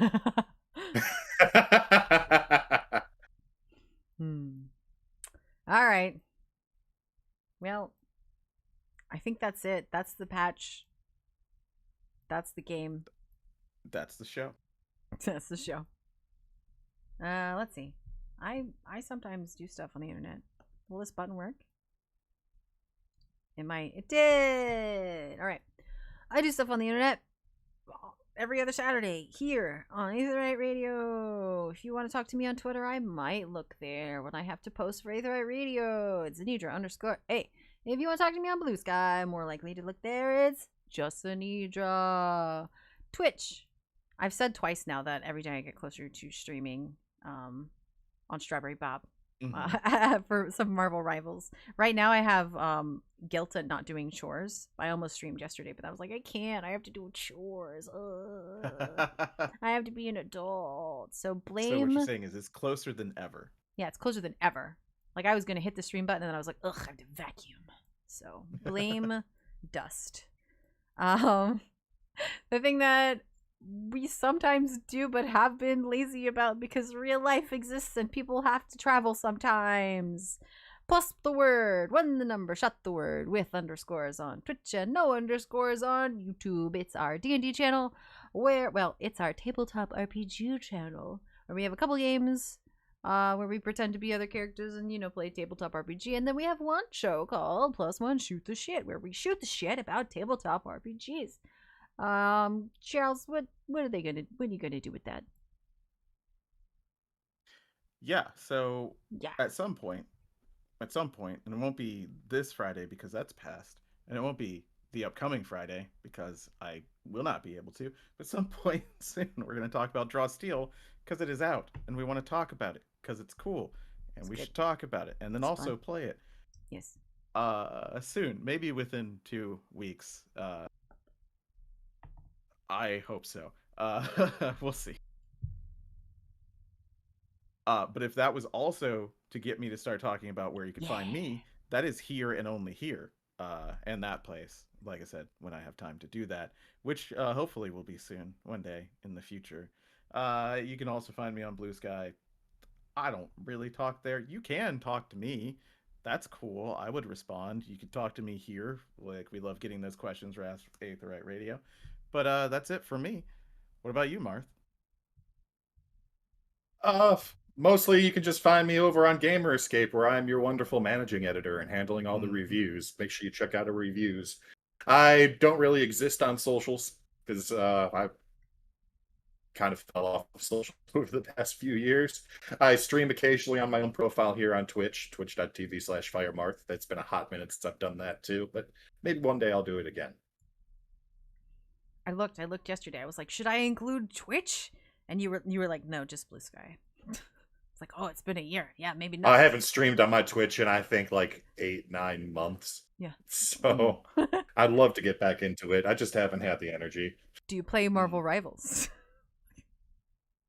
Nope. I don't have the energy for that. Nah. It's time to start. It's time to start. She was just trying. She's just doing a victory lap because she got my partner into playing, which wasn't quite that. It was like, if I could play, I want to play it, and so I made it possible. So you're welcome. That's what I want to say. It's the opposite of 14, in which you did get her to play, and how dare you? Because now I'm stuck. Yes. I for the first time. Go ahead. I'm not a superhero fan nor a team shooter fan, so you ain't getting me into it. Totally fair. Totally fair. I don't normally talk in the chat at all unless like I need to inform somebody of something important because so many people are just trolls. But I yelled at somebody for the first time ever. Aldianaux's partner was playing Storm, and this guy goes, "You're probably the worst Storm I've ever seen." First of all, this is a bot match. This is a practice match, guy. And I was like, "This is her third match. You need to lay off." And he's like, "Oh, you're a girl?" And I'm like, "Are you serious?" Yep. Like, yes, there are women on the internet.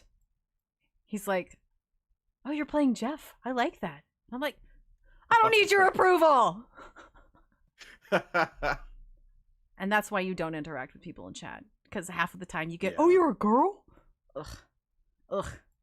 I can't believe that's still a thing. I know. And this didn't sound like a kid either.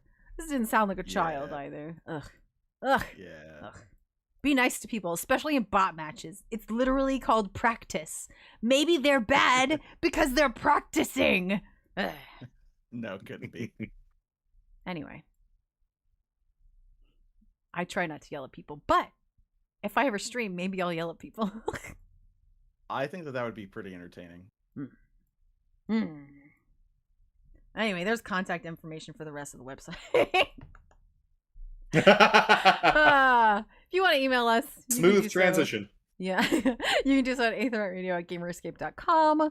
You can hit us up on Twitter at Aetheryte Radio and Blue Sky at Aetheryte Radio. And if you wanna, talk to Gamerscape at large, we got Twitter, Blue Sky, Facebook, Twitch, or YouTube. You're probably watching this there in one of those places now. It's all Gamerscape, as you might imagine. And we also have a Discord, discord.gg/Gamerscape. We have many channels filled with video games, video game reviews, and also us weirdos talking about those things. So if you want to talk directly to us, you can do so there. We also do I have a button for this? No, I don't. We have a Patreon. We have our monthly crazy content thing. Usually it's Dungeon Disaster. We might do some like story readings or like some fashion show stuff in the future. We're trying to come up with other ideas because it's good to have variety. What's that? I might wax poetically about philosophy and 14. I've been thinking about it. There's a lot of stuff that the writers take from some old philosophy nonsense that I'd love to talk about. So if you like that, maybe we'll do that. That'd be fun. Come to the Discord and tell us. But if you do subscribe, become a patron, as it were. We also have Ask Aetheryte Radio, where you can pretty much just ask us questions whenever, and we will answer them here on the show. We switched to doing that instead of answering them in text because it's just kind of more fun. And you can talk to us in our special channel just for you guys in the Discord as well. So yeah, if you think we're cool, give us $1. Or don't. Just interact with us normally. Just send me an email. Ask me a question. I don't know. I'm hungry. You guys, you hungry? I've literally eaten nothing yet today. Yeah, we're hungry. Are you guys in chat hungry? Yes. Should we all wave goodbye and go eat? I think we should, yeah. All right, cool. All right, everybody. See you in 2 weeks. Bye. Bye.